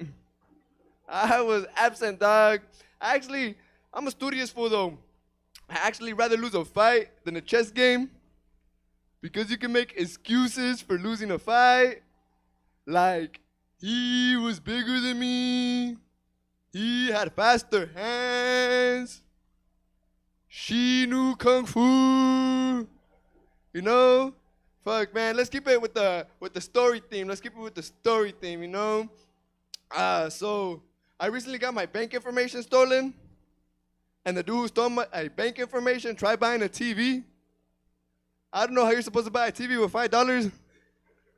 That shit does not make any sense to me, dog. That shit doesn't make any sense to me. And the worst part about it was my girlfriend actually broke up with me right after. She said, I don't date broke boys. So I told her, if you can't love me when I don't got nothing, you don't deserve me when I get my taxes, bitch. You know? Fuck, man, I hated school. The one thing that I hated most about school was when I would ask the teacher, hey, Mrs. Teacher, whatever her name was, can I use the restroom? Can I use the restroom? They'd always give me the same response. I don't know, can you? I don't know, can you? One time I asked the teacher, I was like, hey, yo, can I use the restroom? She's like, I don't know, can you? And I ended up pissing myself, man. My thighs were all itchy, my ass was all wet. I was fucking crying uncontrollably. I remember I was walking to the principal's office. I was all fucking upset.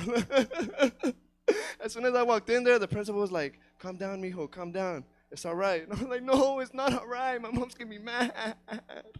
And she asked me, she's like, "Hey, yo, calm down, son. Calm down. What grade are you in?" I was like, "I'm in 12th grade." Fuck, man. I grew up in a place called Liberal, Kansas. Liberal, Kansas. This is for you guys can look this up. It's a real place. Liberal, Kansas. I don't know why anyone would name any city in Kansas liberal. That shit's like calling San Francisco conservative California. That shit doesn't make any sense to me, dog. It doesn't make any sense to me, dog. Liberal, Kansas is the only place in the United States where Mexicans vote for Trump. Around election time, my Mexican dad tried convincing me to vote for Trump. He's illegal. When I asked him, "Dad, what has Trump done for you?"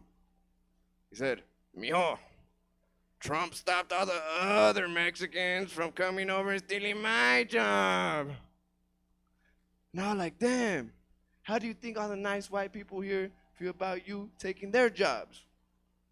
When that shit clicked, he deported himself.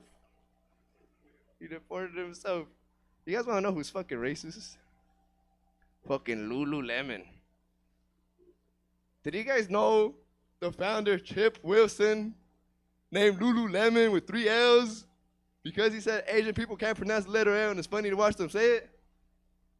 That's fucked up. That's fucked up, man. So I asked my Asian friend Tony to say Lululemon. I was like, "Hey, Tony, say Lululemon." He's like, "Chris, what the fuck is Lululemon?" All right, guys, that's my time. Thank you. Give it up for your amazing host, man. Keep it going for Chris, ladies and gentlemen. You know how, like, in movies, they make Mexican bangers sound the same? Like, you know, I didn't think they actually talked like that. He's like, "Hey, fool, you know what I mean?" Keep it going for Chris, ladies and gentlemen. Come on. We're going to keep this show going. I fucking love this guy. I've worked with him a few times. He's super funny, super hilarious. Please get it loud and proud for Louise, ladies and gentlemen. Jesus fucking Christ. How the fuck y'all doing? Yeah, hell yeah, man. It's crazy. Story time. This motherfucker's recording me. You know, I got a little story. Growing up, my family used to think I was gay. And yeah, I don't really get it. But, you know, I started thinking about it because it was fucked up, you know, like my cousin used to always call me gay. It was fucked up. That showed her my feelings, you know. I'm like, dude, like, bro, all I said was I want to play with my Spider-Man toy. How does that make me a faggot, dude? What the hell? It's fucked up, you know. I didn't do shit, dude. Yeah, I'm a fucking victim, dude. Fuck them. It's fucked up. Nah, but this is actually a true story. My family really did think I was gay at one point. And y'all gotta understand, I was playing Truth or Dare with my friends, right? This was like middle school. We're playing Truth or Dare, and they dared me. They're like, "I dare you to post on your Facebook status that you're gay and proud." And I fucking did it because I'm not a bitch. I did it. I don't give a fuck. They told me, they were like, you know, you can say right under, like, "This was a dare." But I was like, nah, fuck no. I'm doing this shit. And y'all know how old people are. You know, old people, old Mexicans, like, their one and only credible source of information is Facebook. Like, that was it. So when my uncle got a hold of that shit, dude, that shit spread quick, man. It was fucked up, dude. It made Christmas uncomfortable, you know. I could, like, hear them talking shit down the hall. My uncle didn't give me shit that year. Fuck that guy, dude. I was fucking hurt my... He gave me a monster truck the year before. That's why it fucked me up. I was expecting something cool. He didn't give me shit. I'm waiting for him to need something from me, dude. Fuck that guy. But, yeah, you know my Tio Juan. Fuck that guy. He didn't give me shit. But, you know, I had to put a stop to it, right? Because this went on for a few years. I had to put a stop to it the only way I knew how. So I had sex with my cousin. Yeah. Yeah, that was cool, dude. I mean, it's not, hear me, it's not my cousin, but the more you explain it, people are like, "Nah, dog, that's your cousin." I'm like, whatever, I don't give a fuck. That ain't my cousin. I hit that shit, I don't give a fuck. But, that's not even the point. It's crazy, you know?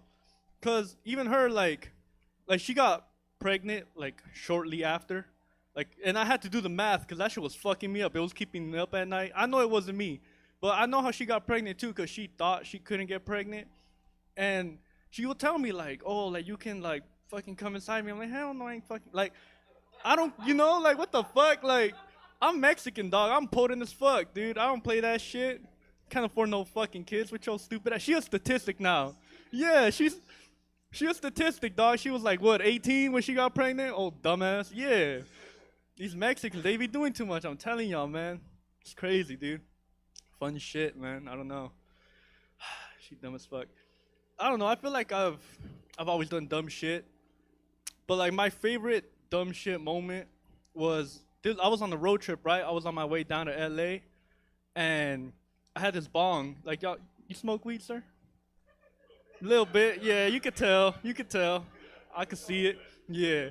So y'all know what I'm talking about. I had this bong, right? It was real dirty. It was nasty. So I was trying to clean it out. But like the down stem was stuck. Like it would not come out no matter how hard I tried. So my smart ass, I was like, you know what? I'm going on a road trip. I'll spray. It's not that funny, guys. Come on. It's fucked up, dude. I'm trying to tell you a story, dude. No, I'm just playing. I'm just playing. You guys are fucking good, dude. I'm trying to be vulnerable, you guys. I'm a fucking victim. Y'all over here making fun of me, dude. My cousins used to bully the shit out of me, dude. Yeah, thank you. I know. That's why I wore them tonight. I was like, you know what? Because I'm a fruity motherfucker, you know? So I get it. But I'm not gay. I don't fucking know, dude. Shit, man. See, y'all made me lose my train of thought, man. No. Back to the bong, right? You remember the bong. Yeah, you remember the bong. So I sprayed WD-40 around the rim of the downstem, right? Yeah, I thought it was going to come out. Like, I thought it was going to slip out. It didn't come out, dude. But I still had to hit the bong. You know, I'm not going to drive sober. What the fuck? So I hit the bong. You know, I gave it like a quick rinse. I'm on the road trip, so I don't have that much water anyways. And I hit it. But the first time hitting it, I was like, you know what? Like, nah, like that's placebo, you know? Like, that's in my head. Because I've been inhaling this shit for like 10 minutes straight. So I'm like, nah, it's just in my head that I could taste it. So I hit it again. Nah, that shit was not placebo, my boy. That shit fucked me up, dude. I was like hearing like on my drive, you know, I was coming in and out of consciousness while I was driving. It was a fun drive, dude. I'll never forget that drive, man. That was a cool little drive, dude. Fun times, man. I don't know, dude. What else we got going on today? Shit, man. I don't know. I'm fucking tired of my girlfriend. I finally broke up with her ass. Yeah, I don't know. I was with her like 6 years, you know.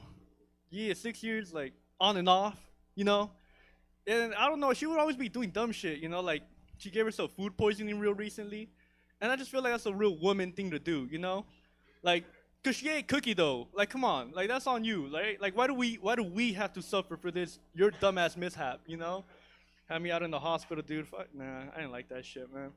But it was crazy because we didn't know what it was at first, right? Well, she had all these crazy ass symptoms. She's like throwing up, like, you know, she's like projectile vomiting. She has like shortness of breath. She's like curled up on the floor. I gave her like a little kick to make sure she was still alive. She was good. But yeah, you know those. She had a bunch of crazy symptoms, and we eventually had to give in, and we went to the hospital. And I'm gonna be honest with you guys. I'm really grateful it was only a near-death experience and not a pregnancy. Cause yeah, I'm telling you, I can't afford no fucking children right now. That would have fucked my world up, dude. Like y'all gotta understand, you know, I'm a baby wipes user. Like, we cannot afford 2 loads of baby wipes in this fucking household, dude. You know, one of us is gonna have to sacrifice, and it's not gonna be me. I'll tell you that right now, son. I've done my fair share, man. I've walked around with an itchy booty. I ain't doing that shit no more. Y'all know what the fuck? I made myself bleed and shit. It's sensitive down there, dude. I don't play that shit, man. It's crazy times, man. Crazy fucking times, dude. Can't have no fucking child right now. I don't know. Like I said, I feel like I've always done dumb shit. Like this was like, thinking back to like 5th grade. Y'all remember 5th grade? Like we didn't have PE yet, right?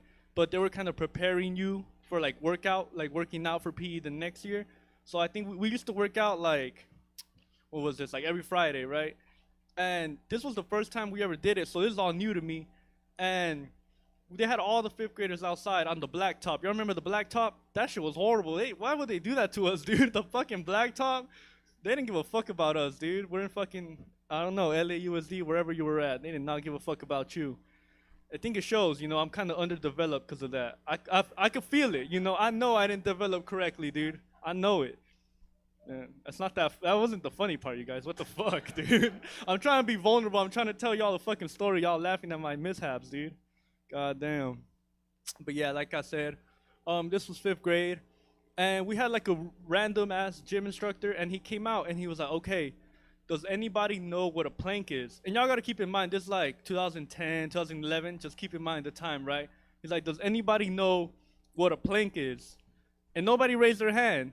So I got excited because I'm like, I was real confident back then. You know, I used to dress real cool. I had the cool cholo shorts that go down to the ankles. You remember that? Why do we do that, dude? They had like the weird ass print from the swap meet. You know what I'm talking about? Get like the 3 for $12 special on those shorts. Those shits were cool back then. I used to think I was cool. So I go up real confident. I raise my hand. I'm like, shit, I know what the fuck a plank is, right? So I go up there. Like I said, keep in mind the timeline, y'all. I go up there. I'm like, all right, yeah. And I don't know. I feel like you can't ask a 10-year-old to do a fucking plank, dude. That's like, he set me up from the jump, you know? Like, fuck that guy, dude. So I go up there and I did this shit.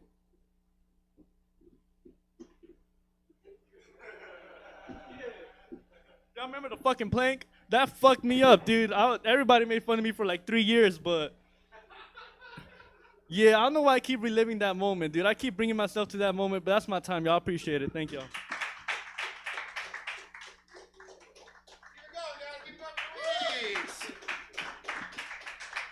Hell yeah. He was talking about weed. Were there pot smokers in here? Yeah. I'm looking at you. I'm looking at you, Shaggy from Scooby-Doo. Listen here. I know you got the weed. Give it to me. No. But no, weed's an interesting drug. It's like the only drug that's like affiliated with a number. You ever notice that? Like 420. Even has a damn holiday. Like, why don't we do that with other drugs? Like, give other drugs holidays. Would that be sick? Like cocaine? We can call it 1225. Do that shit on Christmas Day. Extra energy to get through the holidays. And every Christmas is a white Christmas, you know? Shrooms? 1-1. Do it on New Year's Day. New year, new perspective. Also, imagine being fucked up on shrooms and watching fireworks, you know? Or Stockton's favorite, meth. We'll call it 9/11. Because it's disastrous, so you never forget. Okay. Are you guys ready for your next comedian? Make some noise. Yeah, I am really excited to see this guy. This guy is super funny, super hilarious. This dude's all over the fucking place. So please give it up loud and proud for Sam Mallet, ladies and gentlemen. All right. Do you guys want to hear the drug story or the drug story? Yeah, okay. This will give you a little bit of perspective into who I am as a person, right? So the last house party I went to, instead of drinking alcohol, I took acid and I watched the Lord of the Rings extended edition while everybody was passed out.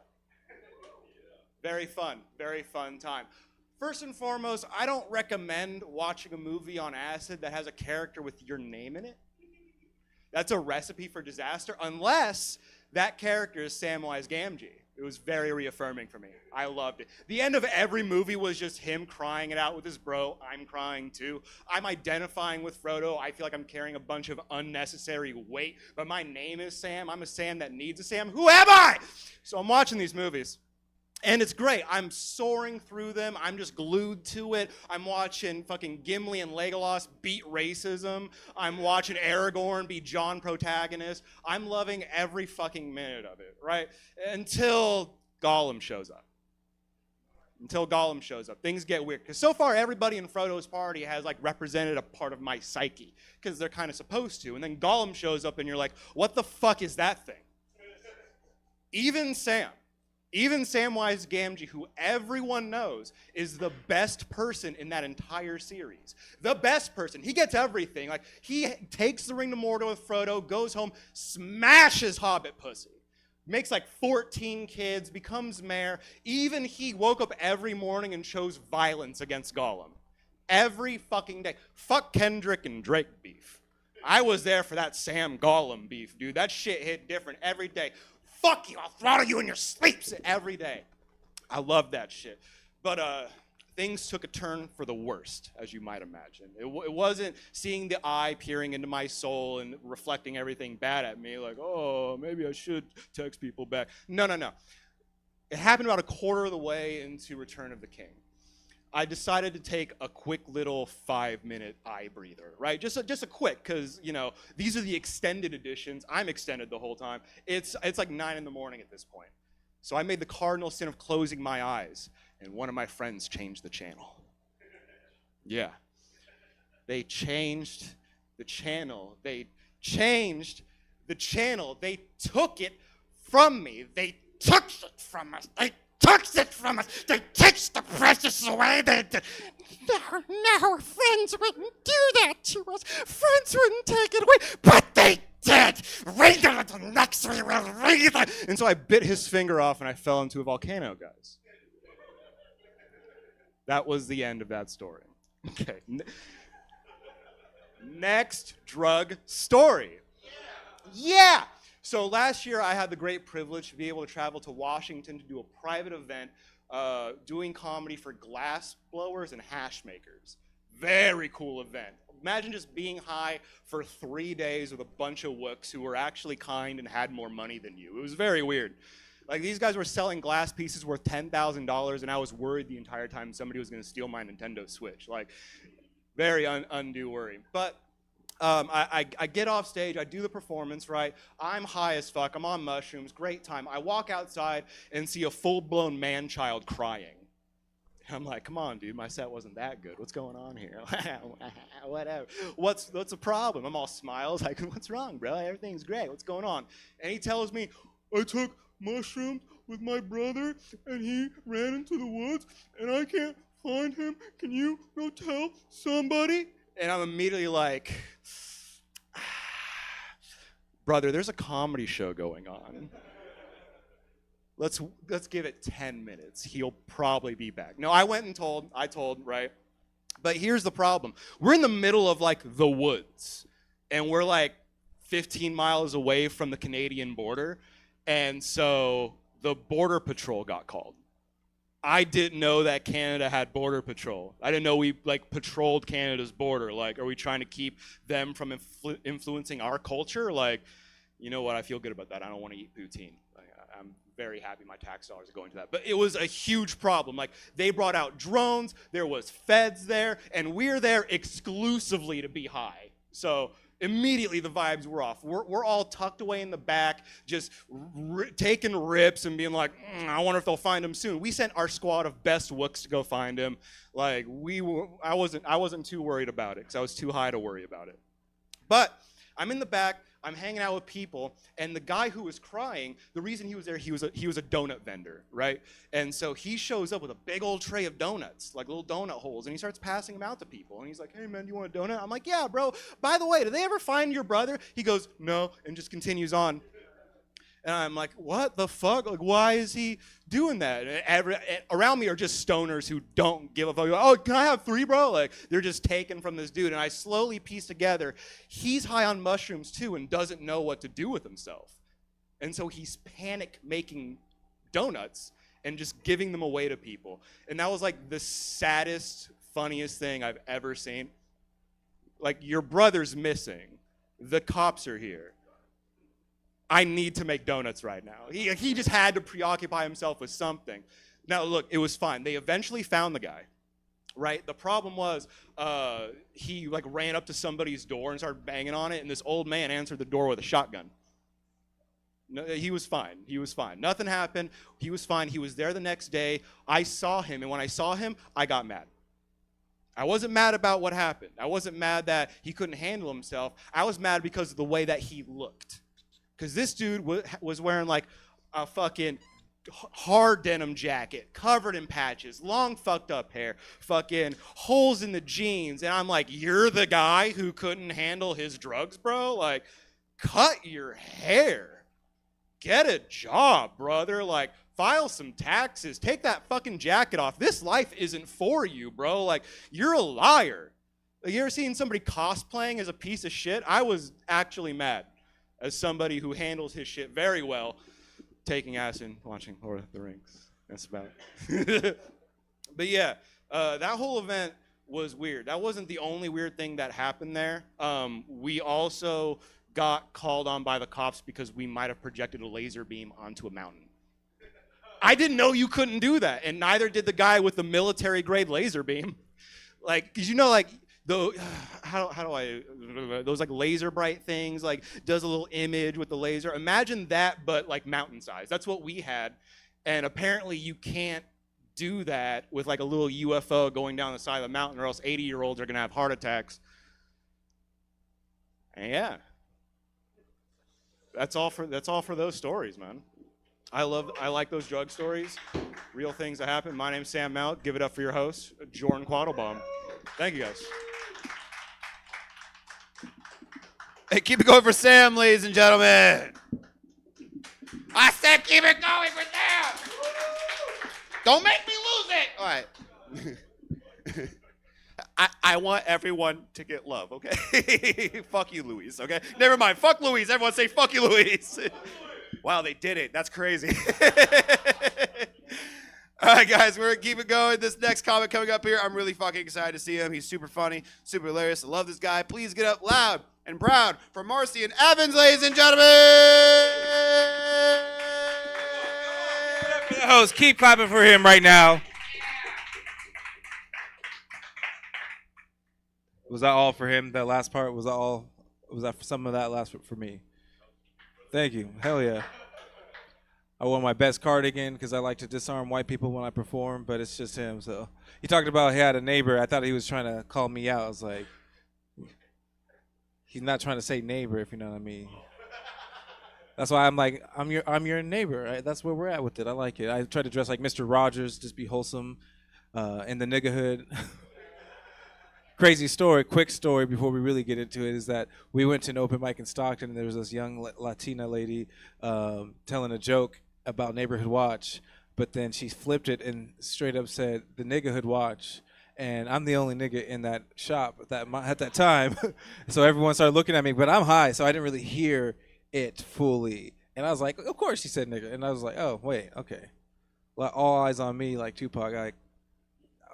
She didn't get permission. She didn't get an N-word pass from me, if that's what they're wondering. It was just crazy because she was right. If you're in Stockton, you do need to watch out for niggas. Like, there should be... Okay. I mean, thank you. It was like, as the only brothers in here, my story is a drug story, too. We talk a lot about drugs already. I like how my guy, Luis, looked like a Puerto Rican Backstreet Boy coming up here. I didn't want to miss saying that. And like this has nothing to do with my story, but like this is not the first time he's worn this outfit. Like he's fronting for y'all. That's his performance fit. You know him, right? That's your boy? Or are we acting like we don't know him? Fine. That's your boy. My bad. Okay. I was like, you guys are. Oh, okay. He's dressing like this for y'all. So give it up for Luis. Sexy Latin lover over here. Did you really break up your girlfriend? That's crazy, bro. You're high, bro. That'd be stupid. Yeah, fuck you, man. You're dumb. Anyway, I'm just joking. I want to tell my story. It's a drug story. It's about a time I almost sued a tweaker. I almost sued a meth head. Yeah. It's like, why would I sue a tweaker? Let me explain. A couple of years ago, I was 3 blunts into my breakfast before I realized I was late to work. Thank you for the potheads. So I took a dirt road path. Took not anal. I'm not talking about anal. I'm talking about a different dirt road. I took a different road, like a shortcut. He was either going to shorten my route or is it going to make it the same amount. But, fuck it. I was like trying to chill, vibe on my way to work. And I rolled with the windows down to finish that last blunt. And I noticed that I smelled something outside of my weed. I smelled something like very chemical-like, but also very fruity, like very much so like bleach. If you had like a bunch of like fruit inside of like cherry Sudafed type of, I don't know. I couldn't identify the smell. Before I could really think about it much, I got hit in my car. I didn't make the sound effect. Bang! Yeah, there it is. I got like pit maneuvered off like fucking Grand Theft Auto, and I crashed into something. I bang it around. I'm in pain. I never pass out. I didn't pass out during this ordeal. But I'm a kid born in the 90s, right? And so I just had this huge car accident. I'm in a lot of pain. I don't know about you, but every movie I saw in the 90s, you had about like 2.4 seconds before your car explodes randomly from like a car accident. Has that anyone else seen those movies? Total Velocity type movie? No? That's what I was fearful of. So I just started crawling. And I'm out on the dirt road. People are crowding around. They saw me get fucking crash test dummied. And it was what you'd expect. I'm in writhing in pain. It's like, hey, call the police, call my mom, blah, blah, blah, blah, blah. And everyone is like concerned, right?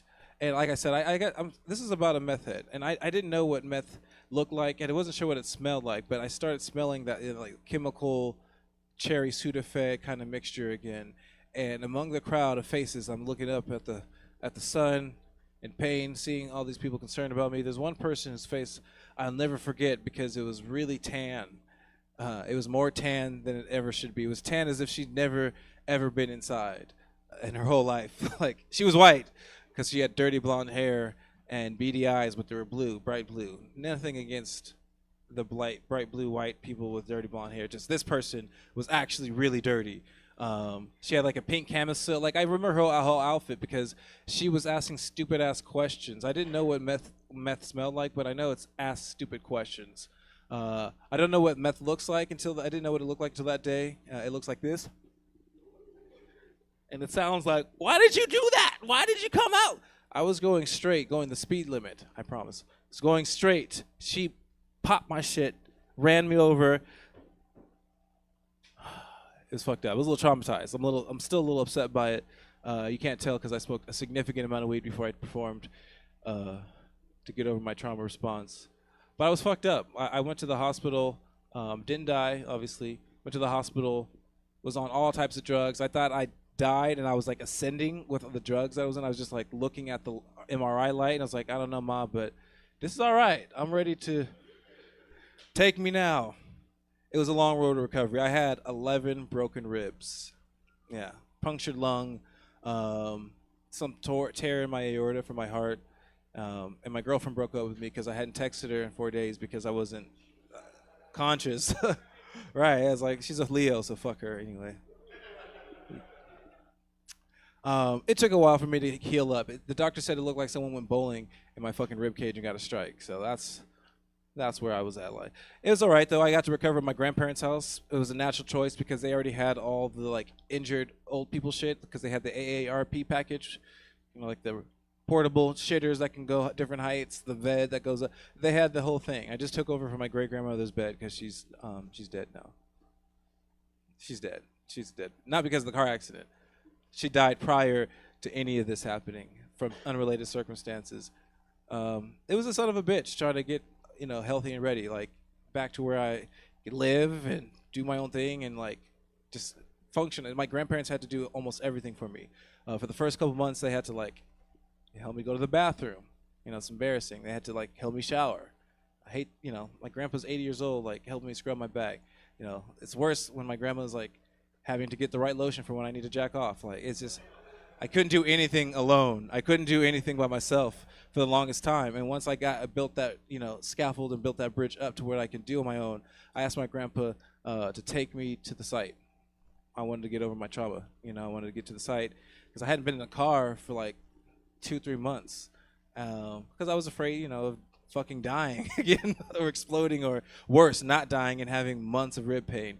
They don't do this shit where you see in the movies they wrap your ribs and you look kind of cool like you've been in a fight or some shit. They don't do that shit anymore. They just let your ribs just do their thing. So I have floating ribs just kind of like throwing up gang signs inside my body. It's fucked up. So I had to confront all this. And so we went back to the site by my job, by my house, drove down, got out the car, just observing, and like there's no wreckage or anything like that. It's been months. But I just recognized like, damn, I was right there. And as I'm pointing and reminiscing, I started to get an unfortunate but very familiar smell. I started smelling this cherry Sudafed bleach chemical thing. And I looked around, and sure enough, I saw the bitch that hit me. And I knew it was her because she wasn't driving this time. She had a bike with like 2 different style tires. You know what I mean? Like one is a pink bike, what was a mountain bike tire, and like a fixie tire in the back. And like it didn't match anything. She had those beady eyes. Her skin somehow got more tan in that time period. It's fucked up. I didn't sue her. I didn't pursue that because she's not doing anything. What can I get from her besides her 4 remaining teeth? You know, like the 17 unoperable cars in her driveway. Am I gonna get the white trash heirloom, her only working catalytic converter? No, I don't need anything from her. Okay. It was a bad enough situation. I knew she could tell that she had fucked up that day. She had some remorse because I remember looking back at that beady face. I saw it. I knew that the day of the accident, she knew she messed up. She knew that she wasn't off the hook. She knew that she fucked this up. She hurt somebody, and she hurt her chances of doing any more meth that day. Anyway, that's been my time. Thank you guys very much. Give it up for our host. Come on, give it up for him. Keep it going for Marcy, ladies and gentlemen. Fun fact about him, he is the only black guy that I know. Anyways, you guys. I couldn't help but say it. I feel like no one's going to get it, but you kind of look like the only black guy in Twilight. You know what I mean? You know who I'm talking about? Okay, good. I thought no one else would get it. It's okay. I look like the fucking evil one. You know, the one that's like, ah! I look like him. So it's okay. Oh, no, I need to get that out. All right. All right. We're down to our last comic of the night. Are you guys ready? Okay, other than Louise, are you guys ready? One more time. Are you guys ready? Yeah. Love this guy. Been doing many shows with him. He's all over the place. Super funny, super hilarious. Please get up loud and proud for Giovanni Valencia. Hell yeah, guys. Clap it up for Jordan one more time. A wonderful host. Hell yeah.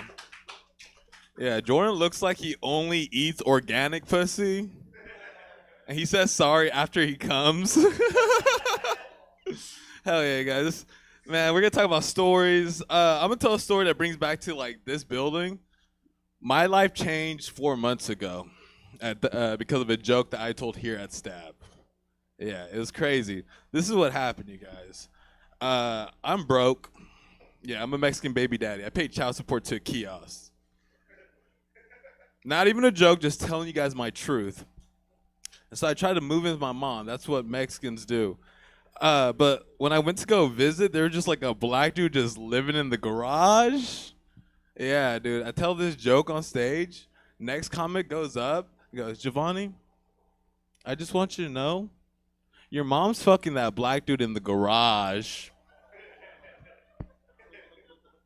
Son, that shit blindsided me. It's a good time to tell you guys I'm racist. Dude, I think black people make everything look cooler, sound better. Hey, can I get a fuck Louise? Like, you ever seen a white man in all white? No, because that's either a Klansman or a magician. Either way, it's a scary wizard. But you ever seen a black man in all white? That's Morgan Freeman playing God. So that story connects to the next one. My sister's pregnant. See, even the Mexican laughed at that bullshit. They're like, you really after the quinceañera? Fuck y'all, she's 26. She's a consensual hoe. You guys could clap it up for her. Yeah, when I was asking her about who the guy who knocked her up, I'm like, what's his name? Where's he from? She said, his name's Bernie. I said, Bernie? Bernies don't reproduce? And the reason why I was mad, my sister is 6'2", 220. Yeah, this bitch is D1 bound.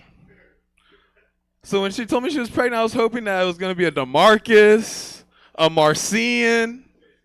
What's your name? Emmanuel? But Bernie! Motherfucker can't win a presidential election, but he could get my sister pregnant. I at least know he's going to pay child support. Probably to a kiosk. But I'm grateful for my mom. She's given me a lot of opportunities in life, you guys. I got to travel abroad because of her. I wanted to live the dream that she had. I got tattoos every time I traveled. You know, my first one, hey, ask me if I like to party. See that? That's a piñata, bruh. Yeah, certified Mexican. Certified pedophile. Nah, And so when I was abroad, I remember I was like trying to find myself. I got a tattoo, and I was really like going through something. And I was kind of realizing the key to life is balance. And so I got a tattoo to represent that, right? Got this little yin yang sign, dog. Right. I got this tattoo. Tattoo artist friend was there the whole time. And after I finished, he comes up, he goes, "You like your tattoo, bro?" I'm like, "Yeah, I love my tattoo." You sure you like your tattoo? When someone asks you 2 times they like your tattoo, now you got to back that shit up. Yeah, I like my fucking tattoo. He's like, cool. But if it was me, I would have done it right side up. He's like, dude, you just got the cross sideways, dude. You're Satan. He's like, you know how racist that tattoo is? Not very racist at all, dude. You can't be racist to Asians, you guys. There's more of them and less of us. There's hella Asians out there. Yeah, guys. I'm a Mexican baby daddy, and it's cool. But you know, we have he's a little bit different. What I mean is, like, a lot of my friends will make fun of me because they know that my son's on the spectrum. They're like, dude, you're like Speedy Gonzalez with a touch of autism. First of all, the technical term would be Stimming Gonzalez. I'm not gonna let no one autism me, dude. I love that joke because now I know who's neurodivergent in the room. Anyone that made no eye contact. I told that joke one time. The girl covered her eyes. I'm like, girl, you're not on the spectrum. You are the spectrum. Anyone who doesn't know what stimming is when you're on the spectrum, you need to like form like stimulation or express yourself. Like some kids will fidget. My son, fool, he just spins hella fast. Which is hilarious because that's what I do when I run out of weed. And so, you know, being on the spectrum is a little bit different. And I remember 2 years ago, I was in the father I should have been, and it was his birthday. I was hungover, and I was very poor, like I said, kiosk. So I go to the dollar store. The reason why I got him some balloons there, I could get hella balloons. And the thing about kids on the spectrum, anything that's round like bubbles, balloons, titties, yeah, love them, dude. Anything that jiggles, essentially. So I got these balloons. And I'm on my way to his house. I'm rushing. I'm poor, so I have no AC. Windows down. Dude, windows down, balloons go. If I was a weaker man, I would have fucking died. But I just started doing jiu-jitsu. I came vigorously. I remember seeing someone on the side of the road looking at me like, damn, dude, suicide by balloons? That's crazy. I finally get there, I show up, and it's like, Giovanni, I want to talk to you. She said, Giovanni, you need to get your shit together. You got holes in your socks. You're always high. You got holes in your pants. Get your shit together. I said, first of all, bitch, I paid extra for these holes. And second of all, don't fucking look at my socks. You psychotic bitch. Yeah, dude, and it makes me upset. I said bitch specifically because recently she asked us to get a DNA test done. Yeah, you gave me that look because you're not going to just like, she wants to know where the dun-da-dun is coming from. Yeah, we can all agree that's fucked up. But you should have seen the smile on my face when I found out that she was the carrier. I know. Whenever I tell that joke, people are like, dude, are you sure it's not you? You caught me, dude. It was a false positive. I am the carrier. Yeah, together we made Autism Squared. It's really exciting. I do love my son. It's very hard being a father. I remember I tried to. It was really hard to be a father because I didn't always know how to be one. Growing up, we hit all the stories. Now we're here at the climax. Growing up, I had like 3 fathers. Everybody was like, "Oh, one of them had to be gay, right?" Nah. I used to tell the joke was like, how many baby daddies does your mom have to have before you can respectfully call her a hoe? 3. Y'all remember that joke earlier, how I was talking about the dude that's living in my garage? The thing about comedy, people come up to me and ask you like, yo, is that true? Like, is that true? And I always have to ask like, which part? The dude living in my garage? Or is he fucking my mom? The truth of the matter is, I told this joke in front of him at Stab last week. And like a week later, he no longer lives there. I added to the statistics, dude. I am the problem. All right. Stab, we're here. We're all adults. Who likes drinking in this motherfucking bitch? Make some motherfucking noise. Who likes driving in this bitch? Make some motherfucking noise. Drinking and driving's fun, man. It's crazy. But you know it's scary though. But scarier than drinking and driving and sneezing. Bro, that shit's so terrifying. I started like getting paranoid. I looked it up and read it. Turns out 2 million deaths every year due to sneezing and driving. You take Claritin, you better start. Looked it down further. In Arizona, there's a death every year due to a bee-related incident. Zzz. It's not a dildo. That's a bee, dude. So I'm going to Arizona to check out this midget strip club, bro. Got the windows down. Here's the thing. I'm a 3-time sneezer. Achoo! I already know what the fuck is coming. So I roll up my window. Worst fear comes to true. Bee shoots in. Achoo! I'm fucking scared. I'm swinging at the bee. I'm 2 4 Locos in. Dude, I hit someone on the fucking road. I get out to look. It's the black dude that was fucking my mom in the garage. I'm like, bro, he was on my blind side. It wasn't my fault. Thank you guys for having me. Can we get a fuck Luis one more time? Thank you guys. Hey, keep it going for Giovanni, ladies and gentlemen. He looks like a Dominican lesbian, you know? Thank you guys so much for give it up for yourselves. Come on, guys, like seriously. Before we go, we do this like I said, we do this every month, 4th Friday, 9 p.m. But I like to engage with the crowd before we leave. What's some subjects you'd like to hear some comics talk about for future shows? Like any weird ideas, throw them at me. Oh. I don't think Twitch will let us do that. Anime, that's a good one. This is sad. Any others before we go? I like to get sports. Okay, that's a good one. More pussy, you know. Anime, sports, you know. I can't be on that show. I don't know shit. Food? I haven't done food. That'll be a good one. Any others? Oh, that's food, dick. Food. How about more food? Oh, that's good. Write that down. Anything else? Hood stories? Yeah. Just hood, you know? Dude, I got to be the headliner of that one. You know what I'm saying? All right, guys. Thank you guys so much. If you guys can, please support the club. Go check out more of their shows they have. It's amazing on their website. I've been Jordan Quaterbaum. You guys have a great night. Get home safe. Thank you. All right, everybody, that is it for us for the evening. Check out stabcomedytheater.com for our full calendar of events. We're live in person Thursdays through Sundays, and we stream everything we do 6 nights a week. So check us out. We'll be back here tomorrow. 2 brand new improv shows at 7 and 8 o'clock. See them debut and let us know what you think. Hope to see you again soon. Have a good night. Be safe. Open your eyes and just look at the day. You'll see